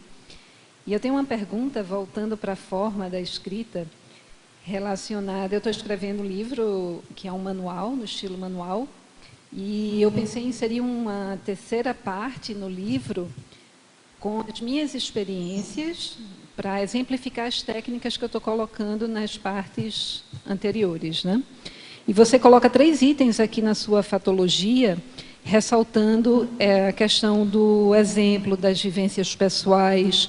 Inclusive, lá na 4ª linha, de baixo para cima, tem a escrita da autobiografia autoconsciencioterápica. E a minha dúvida, que eu queria saber sua opinião, é a respeito do nível de detalhe, porque eu até já escrevi essa parte, porque eu cito a autobiografia como uma técnica de autopesquisa, e aí lá, né, nessa terceira parte eu exemplifico o que seria uma autobiografia com a minha própria autobiografia. E a minha dúvida é a respeito do nível de detalhe, de autoexposição que a gente pode estar colocando no livro, né? no livro conscienciológico. A técnica da autobiografia... Qual que é o seu nome mesmo? Só para... Clara Emily. Ah, sim. Eu lembro. Você fez o curso com a gente mesmo. Então, a técnica da autobiografia autoconsciencioterápica, na realidade, eu botei mais aqui como uma técnica para autodesassédio mental somático, que é uma técnica que é usada dentro da consciência terapia, lá especificamente na autoconsciência terapia, né? Até coloco no Proatividade Evolutiva, ele tem um capítulo para cada uma das etapas da autoconsciência terapia, né? Que é a autoinvestigação, o autodiagnóstico, o autoenfrentamento e a autossuperação. E aí em cada capítulo desse eu coloco as técnicas autoconsciência terápicas que podem ajudar em cada etapa dessa. E a técnica da autobiografia autoconsciência terápica é uma delas. Que, na realidade, seria uma técnica mais para o autodesassédio mental somático. Agora, você pode colocar relatos, porque a gente tem livros, né, autobiográficos, vários livros autobiográficos, que na realidade eles são um relato só da vida da pessoa. Mas o que eu vejo? Só que uma questão que é importante ter o cuidado é justamente isso, que é essa sua dúvida, que é para você não fazer uma exposição excessiva e às vezes espúria do seu processo pessoal intraconsciencial. Porque veja só, igual eu estou falando, proatividade evolutiva, antivitimização, comodismo existencial, autovitimização. Já estou me expondo aqui, né? Tanto que teve gente que falou, nossa, muito bom você falar sobre antivitimização, precisava alguém ter coragem de falar sobre isso. Tipo assim, como se eu tivesse, você teve coragem de assumir que você se vitimiza, né? E, na realidade, quando você faz isso, você já está se expondo. E extrapola, o livro extrapola a realidade pessoal. Vai além. Mas eu, assim, eu não coloco nenhum relato pessoal, tintim por tintim, ao pé da letra, né, de questões, mas eu uso também, né, lógico, né, as minhas autopesquisas para tirar conteúdo técnico e colocar de maneira técnica no livro. Então, não necessariamente você precisa fazer um relato ao estilo de relato autobiográfico para colocar o conteúdo e exemplificar. Mas é lógico, dependendo da sua intenção, se você quer pegar uma técnica e exemplificar como que você aplicou e os benefícios que você teve, dá para fazer isso. Talvez um cuidado que tenha que ter é você pode até mostrar, igual eu me expus aqui, ela perguntou, eu coloquei coisas aqui, eu poderia fazer relatos desse tipo no livro, aqui eu prefiro botar de uma maneira mais técnica. Mas ela fez uma pergunta, como é que foi minha reciclagem, e eu falei da minha reciclagem. Eu poderia ter escrito também, da mesma maneira que eu falei, eu poderia ter escrito dessa maneira. Isso pode ajudar. E eu não fiz nenhuma autoexposição absurda aqui agora, mas dá para entender o contexto geral do que eu estou querendo falar. Então, acho que esse cuidado é importante, até para você não fazer uma exposição, às vezes, espúria, que é desnecessária, e acabar, muitas vezes, até gerando um estigma sobre si mesmo. Acho que não tem necessidade disso. É uma linha tênue, né? Você querer fazer um relato bem autobiográfico de alguma dificuldade que você tenha e você vai aplicar para superar, é uma linha tênue, essa linha de escrita e de exposição em relação a isso. É difícil você exemplificar e dizer, mas eu acho que alguns cuidados básicos que se pode ter são esses, né? E pensar sempre se, não sei, talvez fosse para pensar num limite, até que ponto que aquilo que você está expondo ali é realmente importante naquele contexto para assistir o leitor, ou se aquilo não precisa de estar ali. Ou se de repente você faz o relato de algumas características suas e determinadas questões você bota num outro ponto, de uma maneira mais técnica, você tira o conteúdo de uma maneira mais técnica, fazendo uma análise daquilo, por exemplo, né? E focar, eu penso que focar nos resultados também que você está tendo com aquilo. Eu acho que isso aí seria uma maneira de tentar fazer o relato autobiográfico sem pesar demais também, né, numa autoexposição que pode ser desnecessária. Não sei se alguém quiser contribuir aí também, todo mundo. Joia, obrigada. E é um super estímulo à escrita, né? É o seu verbete, mais uma vez. A gente tem ainda algumas perguntas aqui, a gente vai agora passar para as perguntas dos telepertulianos, depois a gente volta para vocês, tá?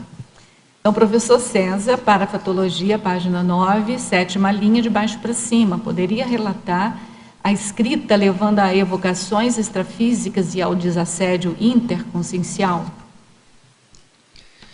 Todo tema que você pesquisa, ainda mais dentro da conscienciologia, então você pega um assunto relacionado a, por exemplo, a superação, igual eu peguei ali de uma dificuldade pessoal, você acaba evocando. Às vezes nem isso, às vezes você vai no meio do texto aqui, aí está acontecendo lá uma questão social qualquer, e você evoca aquilo para usar. Você vai estar evocando a energia daquele contexto, você vai estar evocando as consciências relacionadas àquele contexto.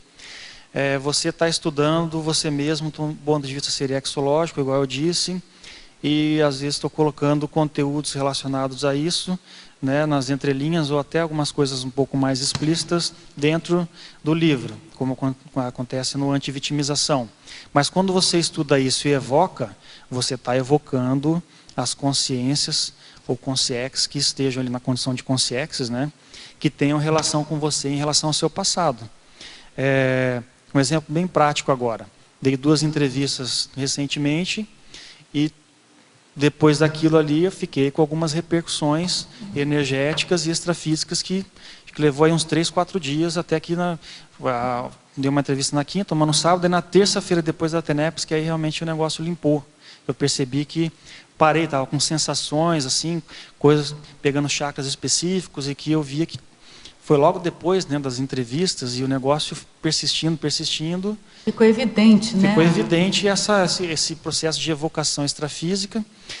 Outra coisa, às vezes tem a evocação dos próprios leitores, né, porque eles estão ali lendo o conteúdo do seu livro, e de repente eles estão com alguma questão de crise intraconsciencial, estão lendo, estão fazendo algum tipo de evocação. Aquilo também vai acabar gerando repercussão. Às vezes nem é consciência, é consciência que está te evocando já, né?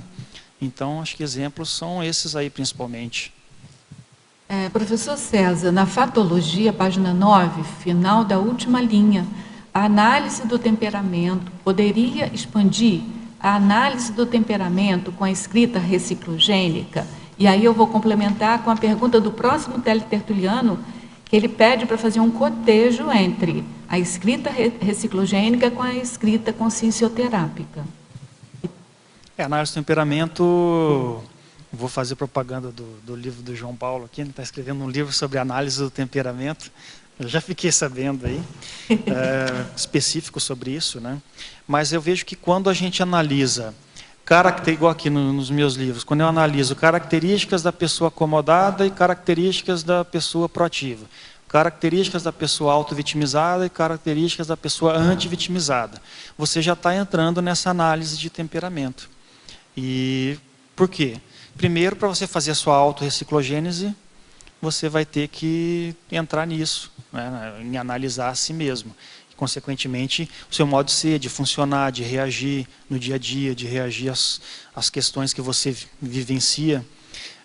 E, ao mesmo tempo, aquilo, quando você expõe o conteúdo no seu livro, aquilo vai pode gerar, né, a mesma condição no leitor, que é a heterorreciclogênese, ou heterorreciclogenia, né, gerar essa reciclagem intraconsciencial no leitor. E essa comparação da escrita reciclogênica com a escrita consciência-terápica, eu vejo que é tão íntima. Para mim, eu coloquei até como sinônimos, que depois nas revisões vocês acharam que talvez era melhor deixar na fatologia, mas eu vejo até, que aí eu tirei e botei, né, na fatologia, mas eu vejo que a escrita conscienciométrica, a escrita consciência-terápica até como sinônimos, num certo nível, assim, de escrita reciclogênica. Tem esse efeito, né? Tem um efeito, elas geram esse efeito. A escrita conscienciométrica e consciência-terápica gerando esse efeito da reciclogenia, né, talvez. Mas tem eu vejo elas como intimamente relacionadas. Mas não é exatamente a mesma raiz, assim, não é. Uma é para você talvez mais dedicada ao diagnóstico. Sim, na conscienciométrica, sim. E a outra mais a cura, né, a autocura. Então, seriam, assim, nesse sentido que não seriam sinônimos, assim, daquela maneira. As duas podem levar à reciclagem. Acho que as duas fazem um sinergismo bom. Sinergismo, exatamente. E quando você usa esse estilo de escrita reciclogênica, voltada ao autodiagnóstico, você está fazendo uma escrita conscienciométrica. E quando você usa a escrita reciclogênica, visando, por exemplo, os 2 livros, eles têm isso. Passa por essas etapas aí autoconsciencioterápicas, que é desde a autoinvestigação, autodiagnóstico, depois autoenfrentamento e autossuperação.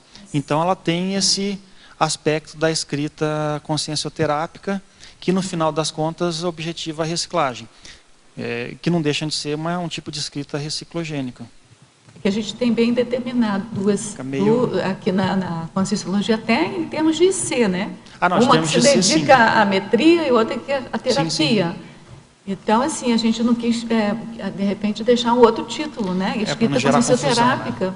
Quem sabe, vem aí. Pode ser. Aí fica para o pessoal da OIC, então, fazer um verbete escrita Tá? consciência terápica. Então vamos lá. Professor César, na Estrangeirismologia, página 9, segunda linha. Poderia falar sobre escrita reciclogênica, estimulando neoperformance do autor e do leitor? Você falou estrangeirismologia. Qual? Página segunda linha. Falar da escrita reciclogênica, estimulando a neoperformance do autor e do leitor. Falando de mim mesmo, é isso que a gente conversou agora há pouco aqui, né? Então, as consequências foram, igual eu coloquei as consequências para mim mesmo da escrita dos livros, em termos de neo-performance. Então, por exemplo, sair de uma condição profissional para outra mais difícil, né, pelo menos considerado, quando você analisa do ponto de vista da profissão médica, você trabalhar numa UTI é mais difícil que trabalhar num posto de saúde. Ou eu pegar e sair do lugar que eu estava fazendo atendimento na minha vida lá, né, mais reclusa e assumir, né, uma coordenação posição de mais si pública, e ficar divulgando o livro por aí, apresentando verbete, me expondo aqui, apresentando verbete, etc. Né? Então, seriam exemplos. Na coloquiologia, página 9, terceira linha, poderia fazer uma abordagem sobre o fato de a escrita reciclogênica não diminuir a responsabilidade do leitor de botar a mão na massa em prol das reciclagens pessoais? Aquilo que a gente já comentou aqui também, que o livro ele tem essa ideia, livro conscienciológico, de gerar reciclagem no leitor. Então ele vai ler o livro, vai estimular reflexões, vai estimular então vontade de renovar, vontade de reciclar, mas ele precisa, né, botar em prática ou as técnicas que são colocadas ali, ou buscar fazer a autopesquisa dele, criar técnicas pessoais para enfrentamento, né, que é o botar a mão na massa, seria isso na realidade. Aí, na fatologia, página 10, terceira linha, gostaria que exemplificasse as frases impactoterápicas. Acho que, por exemplo, as frases enfáticas são exemplos, né? Seriam exemplos de frases. Tem umas frases enfáticas que podem funcionar, né? Que dá aquele tranco, né, na pessoa. Às vezes uma frase síntese, às vezes um mega pensene trivocabular, né? O mega pensene, as ortopensatas. Ortopensatas. Fazem pensar, né? Professor César, para a fatologia, página 10, terceira linha de baixo para cima, a sinalética energética para a psíquica pessoal. Pode exemplificar como utiliza a sinalética? Deve ser na escrita, ela não colocou, mas deve ser em prol na da realidade, escrita. o processo de escrita ele favorece o desenvolvimento parapsíquico, né? A gente até falou um pouco disso no Sinergismo Escritor Amparador de Função, e agora a Sandra está escrevendo um verbete, né, que ela vai falar especificamente da escrita parapsíquica, mas eu vejo que uma das coisas que eu até coloco aqui, que é a escrita levando ao desenvolvimento do parapsiquismo, justamente porque para você escrever você tem que começar a ter pelo menos algum nível de auto-organização, de rotina, ou pelo menos você, nesse aspecto, você tem que tentar otimizar a sua vida. E quando você começa a mexer mais com a escrita, principalmente essa escrita nossa, com um foco assistencial, vai atrair a assistência dos amparadores extrafísicos. Então, se você estiver atento, a escrita reciclogênica, a escrita conscienciológica, por exemplo, vai acabar te favorecendo a percepção de sinalética parapsíquica, por exemplo, e o desenvolvimento do seu parapsiquismo, né? No verbete o Sinergismo Escritor Amparador de Função, lá a gente deu vários exemplos dentro disso aí. Na fatologia, página 10, nona linha, poderia comentar o fato de o autor conscienciológico realizar assistência e desassédio na própria casa do leitor, de maneira indireta, mediante a entrada consentida do livro pessoal publicado. Isso é muito bom. Isso aí é justamente isso que eu acho que é interessante do livro, né? Porque você escreve o livro e a pessoa, o que ela vai fazer? Ela vai comprar o livro, no caso um livro tarístico, né? Um livro assistencial, e vai levar aquelas suas ideias que você está querendo fazer assistência para dentro da casa dela. Ela que comprou e levou, não foi você que... Você não está forçando a barra da pessoa. Então, o que eu vejo? Que o livro, na realidade, é uma forma do autor fazer assistência de maneira indireta. Então, não necessariamente você precisa estar falando presencialmente com a pessoa, mas você vai falar ou dialogar através dos seus textos, através daquilo que você escreveu. E outra coisa que tem em relação ao livro é justamente que ele tem uma abrangência que vai além das fronteiras. Então, até, né, a Clara lembrou aí do formação de autores, né, e a Juliana estava fazendo o curso também e falou, ó, seu livro para atividade está aqui na África. Então tem alguém lá na África que está lendo o livro, né? Então o livro ele vai longe. Vai longe, né? Tudo bem, a tertúlia também vai longe, né? Você está falando aqui, ela tem a transmissão online no mundo inteiro. Mas o livro ele tem essa característica aí, mas a escrita, fica lá. Mas a escrita vai junto também, porque o verbete vai junto. O verbete vai junto também. Né? Então a ideia seria essa. Na Fatologia, página 10, quinta linha de baixo para cima, o que pode falar sobre a cápsula do tempo autorreciclogênica? A cápsula do tempo também é uma ideia que foi trazida aí pelo professor Valdo, que é justamente você, especificamente em relação ao livro, você deixar um livro escrito de uma maneira que você consiga acessar isso, ou esses textos, na próxima vida, e aquilo servir de uma maneira que você consiga dar continuidade ao que você está fazendo hoje. Né? Então, só que mais especificamente ainda que eu penso é a possibilidade de eu mesmo me assistir através de uma obra que eu escrevi hoje e isso gerar uma reciclagem em mim na próxima vida. Né? Então você volta e você poder acessar uma obra sua, você está lendo, vai que isso já não acontece agora, a gente deixou coisas escritas no passado e você está lendo lá um livro qualquer, foi você que escreveu e você nem se tocou, você não percebeu que você escreveu aquilo, mas está te gerando ideias, está te gerando, né, algum tipo de reflexão, autocrítica, que seja, algum tipo de autocrítica ou de crítica, alguma coisa, né? Tem um exemplo bom aí que é o do Littré, né? Como escrevi meu dicionário, que foi um livro que ele escreveu no final da vida dele, né? E agora o Pedro ele pega como eu escrevi meu dicionário, né? O livro é dele. Então não deixa de ter isso, né? Uma cápsula do tempo para ele lembrar como é que era a forma que ele escrevia, como é que era o jeitão de escrever, e o que ele pode estar fazendo hoje. Até para qualificar mais, né, o que fez no passado e o que você vai fazer de diferente hoje também, ou de acréscimo ao que você vinha fazendo. Na Parafatologia, página 10, sexta linha de baixo para cima, poderia citar alguma casuística pessoal relacionada ao desassédio mental somático mediante a escrita? Você já falou muito, mas assim, alguma coisa mais específica? Não, acho que o exemplo que acho que é bom dar é o exemplo dos livros, né? Então você começa a fazer autopesquisa, identificar algumas características suas, e aí você, qual que é a ideia do desassédio mental somático através da escrita? Porque quando você coloca as coisas no papel, você consegue organizar melhor as suas ideias do que você ficar só pensando e elucubrando. Então você pensar, refletir, fazer elucubrações, te ajuda a fazer associações. Mas se você ficar só naquilo, daqui a pouco você foi viver sua vida, voltou para pensar aquilo de novo daqui a um tempo, e na verdade você já pensou naquilo e às vezes você não conseguiu fazer a reciclagem porque não organizou o seu processo de reciclagem pessoal. E quando você coloca no papel, isso ajuda a fixar a pesquisa que você está fazendo sobre você mesmo, e ao mesmo tempo também, no meu modo de ver, ele ajuda a fazer a análise daquilo, e à medida que você vai descrevendo características, daqui a pouco você está vivenciando alguma coisa, você descreve uma reciclagem que você está tendo. Então tudo isso ajuda a fixar aquilo que você está vendo em você, as reciclagens que você está fazendo e também as renovações que você está fazendo. Tanto que tem várias técnicas, por exemplo, técnica de trafora e trafar. Então você faz a coluna, coloca trafar de um lado, trafora de outro, é uma técnica para você fazer o desassédio mental somático. Você vê que às vezes a pessoa é muito trafarista, ela não consegue ver que tem trafora. Então ela pega e começa a pensar nos trafores e escreve.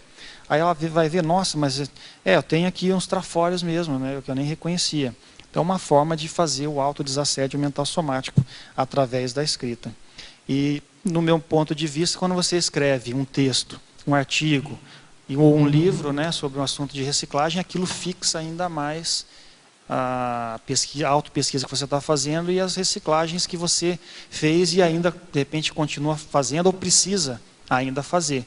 Que eu escrevi os livros, mas não quer dizer que eu tenho 100% disso aqui, né, de antivitimização e de proatividade evolutiva. Da vez tem muita coisa para reciclar dentro disso. César, na página 13, na tabelologia, você poderia comentar o número 2, autoabsolutista? Autoabsolutista é aquela ideia do autoabsolutismo mesmo, né? Então, antivitimização. Então, eu vou colocar isso como Código Pessoal de Cosmoética. Então, ter a antivitimização como fazendo parte disso e você procurar ser autoabsolutista em tudo que você tem tendência a se autovitimizar. Então, você vai estar cada vez mais atento àquilo justamente para não incorrer mais naquele mesmo erro. Então se eu tenho tendência a me depreciar do ponto de vista de trafor. Por que eu faço isso? Porque daí eu não preciso assumir responsabilidade. Então isso é uma autocorrupção da pessoa, porque ela já sabe que ela tem trafor, ela já sabe que ela pode fazer, mas aí ela dá aquele jeitinho, né? Não, mas não é bem assim, o trafor não é tanto assim, acho que a escrita não ajuda tanto, não vou escrever mais não. Deixa isso para depois, vou fazer outras coisas. Então você já não se permite mais se corromper. Então o autoabsolutismo nesse sentido. Eu vejo que quando você escreve e você está visualizando isso em você, e essa possibilidade de você não mais se auto-vitimizar, eu penso que quando você coloca as vivências no papel, aquilo, como a gente estava dizendo, as energias do autor, ele vai transbordar de alguma maneira nas páginas lá do livro, dos textos que ele está escrevendo e acabar contagiando o leitor também, para que ele identifique em si mesmo as características e não se corrompa mais. Assuma os trafores, por exemplo, e reconheça que tem trafores, reconheça o objetivo existencial, para que ele veio na vida, né? Para ele gerar essa mesma autoconvicção proexológica que eu coloco aqui de mim, e siga em frente de maneira autoabsolutista. Essa ressignificação desse conceito, acho que foi assim uma pérola, né? Porque o absolutismo é uma coisa que a gente meio que condena, né? Sim, porque sim. Você tem uma saída, só aquela saída existe. Exatamente. Mas o autoabsolutismo... É o seu auto-imperdoador. É o auto-imperdoador. Então, você sabe que tem um caminho bom para seguir, não tem outra alternativa. Vai naquilo. Né? Então, é uma recuperação, uma ressignificação assim, de um tema que não é bom, mas que para gente, para quem está querendo evoluir mais... Você já viu que aquele seu comportamento não presta, então... Não adianta. Mais ou menos isso. Agora é difícil, né? A gente quer sim seguir ali, mas a gente por isso tem que que tem conseguir. a questão da autovigilância, né? A questão de você estar atento às reciclagens que você vai estar fazendo. Você pode ter recaídas em um determinado momento. Né? Nos 2 livros eu abordo isso, né? E aqui tem um capítulo no Proatividade específico sobre isso, né? A questão da possibilidade de recaída e o que você pode fazer para prevenir isso. E no antivitimização também, justamente porque você pode estar caminhando na reciclagem para nos animar porque você viu que, me vitimizei de novo naquilo ali. Mas você viu, aí vamos lá, então o que eu posso fazer agora dentro dessa questão? Às vezes é um contexto novo que você nunca vivenciou e você tem uma tendência específica lá sua, que você está tentando reciclar, mas aí tem um contexto novo e você vê que cai naquilo de novo. Né? Então... a ideia é mais ou menos isso, né? Você reconhecer que errou, mas não se corromper. Você já viu que aquele caminho é melhor. Poderia falar mais uma também, a número 4, a autocrítica? Autocrítica eu enfatizei aqui por quê? Porque você escrever ou você falar criticando os outros é fácil, né? É mais fácil entre aspas, porque às vezes se você não tem autocrítica, às vezes a crítica que você vai fazer para o outro, ela está toda furada, né? Então o que eu vejo? Que antes de mais nada, antes da gente pensar em estar tecendo críticas, vem a autocrítica sobre o seu jeito de ser, o seu comportamento, as suas questões, o que você precisa melhorar, o que você precisa mudar. Isso aí vai favorecer com que a sua fala e a sua escrita, quando você vai falar sobre o assunto, ela seja mais coerente, vai estar mais embasada em autoexemplo, mais embasada em vivência. Então, por isso que eu falo da autocrítica como uma coisa importante. E eu boto em relação à acriticidade, quando você fala específico na escrita, é porque a escrita reciclogênica, a ideia é que ela, para ela elevar o nível de racionalidade da pessoa, ela tem que gerar autocrítica. Se ela não gera autocrítica... A crítica dela é discutível, né? É discutível. Então você pega lá um livro, um romance de literatura que você vai ler e você só gosta de ler aquilo. Não vai te gerar criticidade nenhuma. Então é uma leitura acrítica, talvez, né? Às vezes tem livros de literatura que você tem conteúdos, lógico, né? Mas, sei lá, você pega hoje literatura infanto-juvenil. O que tem de besteira, né? Antigamente se lia muito mais, por exemplo, a literatura crítica, né? A gente pega, né? Que é uma literatura com críticas sociais. Hoje em dia, a literatura ela é muito mais só emocionalidade, às vezes fica enfatizando um comportamento que não é saudável, e porque muito adolescente tem aquilo, aí eu escrevo sobre aquilo, mas eu também não dou solução, eu só escrevo sobre aquilo porque ele vai se reconhecer com o tema, mas vai continuar alimentando aquilo. Porque não mostra uma saída, né? Exatamente. César, no parafatologia, na paradoxologia, página 12, poderia ampliar o paradoxo de a escrita conscienciológica assistir e propiciar as recins primeiramente no próprio escritor? Então, isso aí é justamente, acho que é uma síntese, né, da escrita reciclogênica, que era aquilo que a gente estava comentando muito. Então, antes de você escrever, é um tema conscienciológico, ele tem autopesquisa, você vai estar fazendo autopesquisa, e fazendo, consequentemente, aquilo vai te gerar reciclagens. E posteriormente você acaba botando isso no papel e isso vai possibilitar as reciclagens no leitor. Então aqui tem uma listagem de itens para discutir na tabelologia. O nosso tempo não vai dar, eu vou selecionar alguns aqui. Então vamos lá. O item 5, eu não sei se já foi perguntado, é porque eu não anotei. Autonomista gurulátrica. Eu acho que a gente chegou a comentar, não específico na tabela, mas a ideia de que o texto ele promova uma autonomia no leitor dele poder pensar, refletir, criticar, mas ao mesmo tempo, se ele vê que tem utilidade, ele poder aplicar aquilo em si mesmo. E não necessariamente, e muito pelo contrário, o que a gente não quer é que a pessoa leia aquilo e fique endeusando o autor, né? Não é esse o objetivo, né? Então, ele gerar um processo de gurulatria em cima do autor, da pessoa que escreveu aquele texto. Eu acho que deve ter alguma semelhança com o item 14, que é o iconoclasta e o cabotino. Isso, exatamente. Então, a gente vê que tem muitos textos, muitos livros que a pessoa ela faz muita autopromoção, né? Só fica se promovendo o tempo todo, falando, eu fiz isso, eu fiz aquilo, eu sou bom.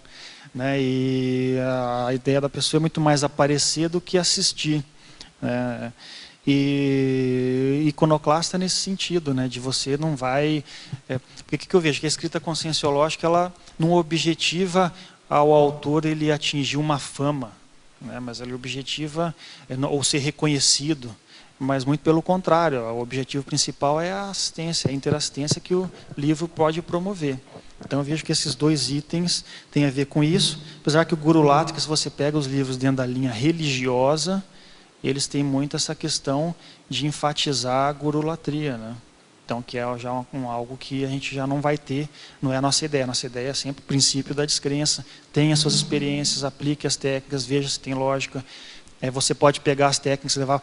eu não quero fazer um curso para aprender o EV. Pega o livro lá, lê a técnica e tenta aplicar em casa. Então, tem essa possibilidade da pessoa fazer as coisas por si mesmo, né? Quero sair do corpo sozinho, pega o livro. Tinha um colega na faculdade que eu descobri, por acaso, vi ele andando com projeciologia embaixo do braço, e eu era voluntário do IPC em Londrina, né, na época. E eu falei, onde você arrumou esse livro? Não, tinha aqui na biblioteca, daquelas doações do Valdo, né. E aí ele lia e ele começou a ter projeção, aí ele descobriu que eu era voluntário, aí a gente começou a conversar depois, mas tudo por conta própria, né. E você falou em descrenciologia, aí que tem o item descrenciológico e dogmática. É, na mesma linha, eu acho. É na mesma linha, mas o que tópicos. seria uma escrita dogmática? Assim, reconhecidamente dogmática. O que pode se evitar na escrita para que ela não fique dogmática? Isso é uma coisa bem... Então, complexa, a gente comentou isso no começo, né? Falei vários aspectos aqui, mas, por exemplo, você ter cuidado com os imperativos, generalizações, com as generalizações, né? Por exemplo, assertivas, né? Não que você não vá fazer isso, mas tem que ter mais cuidado para não cair na doutrinação. Então, às vezes, o que é bom para você nem sempre é bom para o outro, então tem que ter esse cuidado também. Aquela questão da neuroestética, né, que a gente discutiu muito, acho que também... Aquilo está dentro daí, da dogmática? Eu acho que ajuda, né, a fazer esse contraponto aí. A questão da neuroestética junto com a dogmática, porque a escrita dogmática, ela, por exemplo, né, dando um exemplo bem, eu estava até conversando com a Stephanie hoje, vou tentar rapidinho. Eu trabalhei uma época no Rio, em ambulância, fazia um plantão à noite, né, e tinha o motorista e o técnico de enfermagem que trabalhava junto comigo, eles eram evangélicos. E eles ficavam o tempo todo falando da religião deles. E volta e meia eles levavam um livro lá e ficavam conversando daquilo. E aí, às vezes, eles criticavam os fanáticos. Eles não eram fanáticos, não. Mas eles só falavam o tempo todo daquilo. E aí, um dos livros, o livro que ele levou umas vezes lá, que eles ficavam conversando, era um livro que na capa, o nome do livro era Batalha Espiritual, e na capa era um cavaleiro templário com uma espada, escorrendo sangue, assim, na espada. E o livro só ficava falando de tipos de demônios, e o diabo, e o Beelzebub, e não sei o quê. E a ideia do livro... no meu modo de ver, porque um dia eu peguei, né, curioso, estava lá na ambulância, para mim aquilo é para gerar medo na pessoa, para a pessoa justamente seguir aquilo, porque ela tem medo de que se ela não seguir aquilo, aquilo tudo vai acabar acontecendo com ela. Então, é um dogmatismo pernicioso até, né? Assediador, exatamente. Então a gente tem que ter esse cuidado aí para não gerar esse tipo de situação através da escrita, né? Então vamos terminar a tertúlia com uma fala sua bem positiva, vamos lá. Você pode sintetizar aí, por exemplo, um megapensene seu, ou qual dos megapensenes você citaria agora para terminar a sua tertúlia? Dos megapensenes? Acho que essa questão da escrita reciclogênica, como a grafo-interassistencialidade, eu acho que é um bom resumo, até por aquilo que o André perguntou, né, quais dos tópicos aqui da tabela que são mais importantes. Então eu vejo que o principal foco da escrita reciclogênica é justamente favorecer a interassistência dentro da cosmoética, né, como a gente tinha colocado, visando o autor se tornar um amparador do leitor, ou seja, assistir, colocar ele para cima e buscar gerar renovação, reciclagem, de uma maneira positiva, né? De uma maneira realista, mas otimista, dando soluções, né? E com a possibilidade do leitor ele ter uma autonomia, né? Independente de qualquer ideia, linha, ideologia ou qualquer coisa, para criticar, olhar aquilo e aplicar, se ele vê que é interessante para ele. César, a gente parabeniza você, agradece pela belíssima exposição aí, a gente precisava mesmo de discutir, e precisa de discutir cada vez mais esse tema. Eu concordo com você, é a nossa cápsula do tempo, né, para as próximas vidas. A gente aguarda, então, os próximos verbetes. Vamos fazer a propaganda, dia 14 de abril, já está agendado, não sei se pode mudar. O nome do verbete é Grafo Proex, então quem tiver interessado em discutir o assunto, né, da Proex com foco na escrita, já está aí o convite, é uma quinta-feira. Muito bom, estaremos todos aqui. Então a gente agradece mais uma vez a você, parabeniza também pelo verbete, a gente agradece a todos vocês aqui presentes, tertulianos, aos teletertulianos também, que participaram conosco através das perguntas e pela audiência aí. A gente aguarda vocês diariamente de 12h30 a 2h30 da tarde, porque eu sempre afirmo isso. São os tertulianos, os teletertulianos, junto com o verbetógrafo do dia, que movimentam aqui o nosso debate, né? Então, são os três pilares assim, importantes da verbetografia, que a gente, então, aguarda todos vocês, então, diariamente. E a gente passa para os nossos comerciais. Obrigado. As pontuações da tertúlia de hoje são 25 assinaturas no livro de presença, 11 perguntas presenciais e 18 perguntas respondidas online. Hoje teremos 4 recados. a Sandra Tornieri com o curso Mapeamento da Sinalética Energética Parapsíquica em Porto Alegre, o Amin Lascani com o curso Escola do Parapsiquismo, a Paula Souza com o curso Reurbanização Extrafísica na Europa e o Eduardo Martins com imersão progessioterápica. Olá, estou aqui para convidá-los para assistir o curso que irá acontecer em Porto Alegre, sobre o mapeamento da sinalética energética parapsíquica. Então, vai ser com base nesse livro, que eu sou autor, então meu nome é Sandra Tornieri, e nós vamos trabalhar com esse curso nos dias 16 e 17 de abril, e nós vamos trabalhar de uma forma bem prática, igual foi feito aqui no CAEC, então o curso também com parceria com o CAEC. Ele vai acontecer iniciando no sábado, dia 16, com aulas, né, explicativas sobre a compreensão da sinalética, a importância do mapeamento, e nós já vamos trabalhar com práticas energéticas para que cada um possa identificar, primeiro, o seu padrão e começar a mapear as suas próprias sinaléticas, e depois nós vamos, no domingo, no dia 17, ter uma atividade prática ao ar livre, para que a pessoa possa também fazer a leitura dos padrões energéticos da sua sinalética junto à natureza, que isso favorece bastante o desenvolvimento. Então, vai acontecer na rua São Manuel, no Rio Branco, Porto Alegre. Quem tiver interesse, pelo telefone 51 3224 0707. Então, aguardamos vocês. Obrigado. Boa tarde a todos. O nosso convite é para a Escola de Parapsiquismo. Ela se destina a todos aqueles que querem desenvolver o parapsiquismo de uma forma sistematizada, organizada, como numa escola mesmo. Então, ela tem um aprendizado progressivo, se começam desde exercícios mais simples até os mais complexos, e ela usa uma metodologia diferenciada, uma metodologia inovadora, que é baseada no desenvolvimento de competências parapsíquicas. O conceito de competência, ele envolve conhecimento, habilidade e atitude, o que o pessoal chama de chá. Então, ao todo, são 23 competências parapsíquicas que são desenvolvidas ao longo do curso. Só para citar algumas aqui: atenção dividida, sensibilidade energética palmar, sensibilidade às energias da natureza, assimilação, desassimilação, acoplamento, psicometria, clarividência, encapsulamento, escagem, instalação de campo energético, semipossessão benigna e muito mais. Então, quem tiver interesse pode procurar o CAEC, lembrando que essa modalidade ela é anual, ela é constituída de 3 módulos que acontecem em julho agora, vai ter início o primeiro módulo, 18 de julho de 2016, depois em janeiro e julho de 2017. Cada módulo desse tem a duração de 5 dias, eles são mais práticos do que teóricos, e entre os módulos existem uma série de atividades, por exemplo, as maratonas parapsíquicas, que mantém o aluno conectado, né, com a escola durante todo um ano. São somente 25 vagas, só acontece uma turma por ano nessa modalidade. Existe também a modalidade semanal, que é mais para quem está aqui em Foz.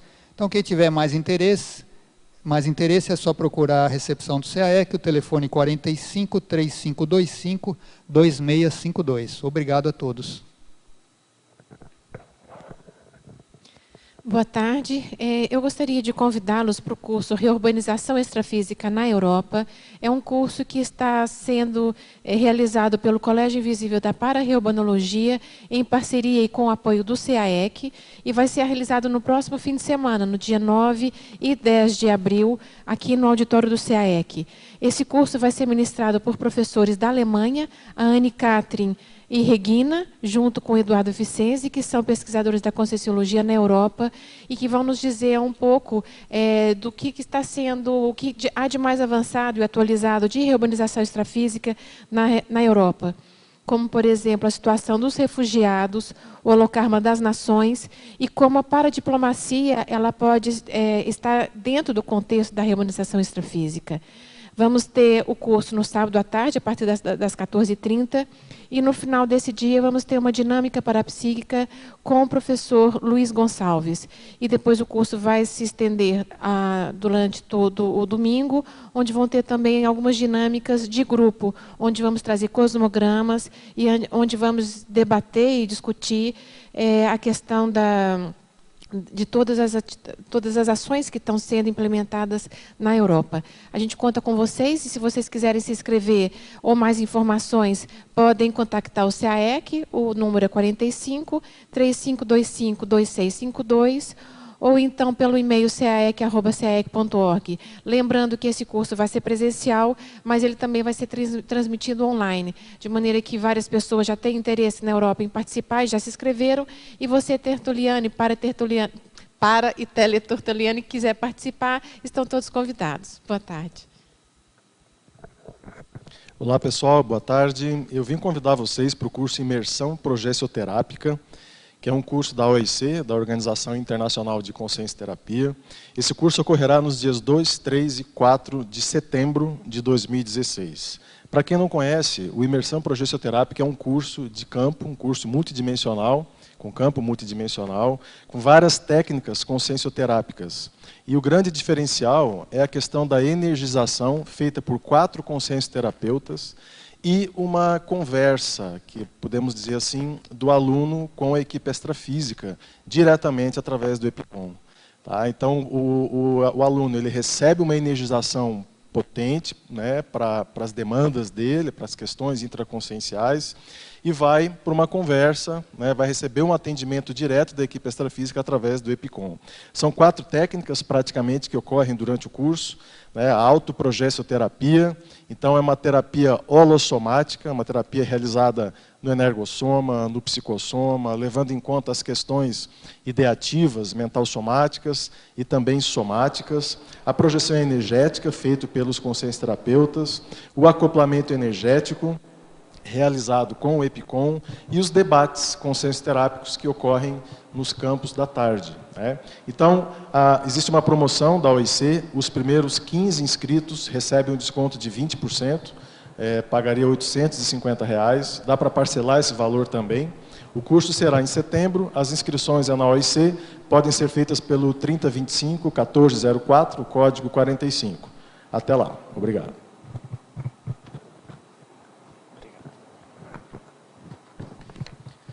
Para amanhã, teremos o verbete Mini Acerto Reconciliatório. Especialidade, Grupo Karmologia. E a verbetógrafa, Fátima Santos. Muito obrigado a todos e tenham uma boa tarde.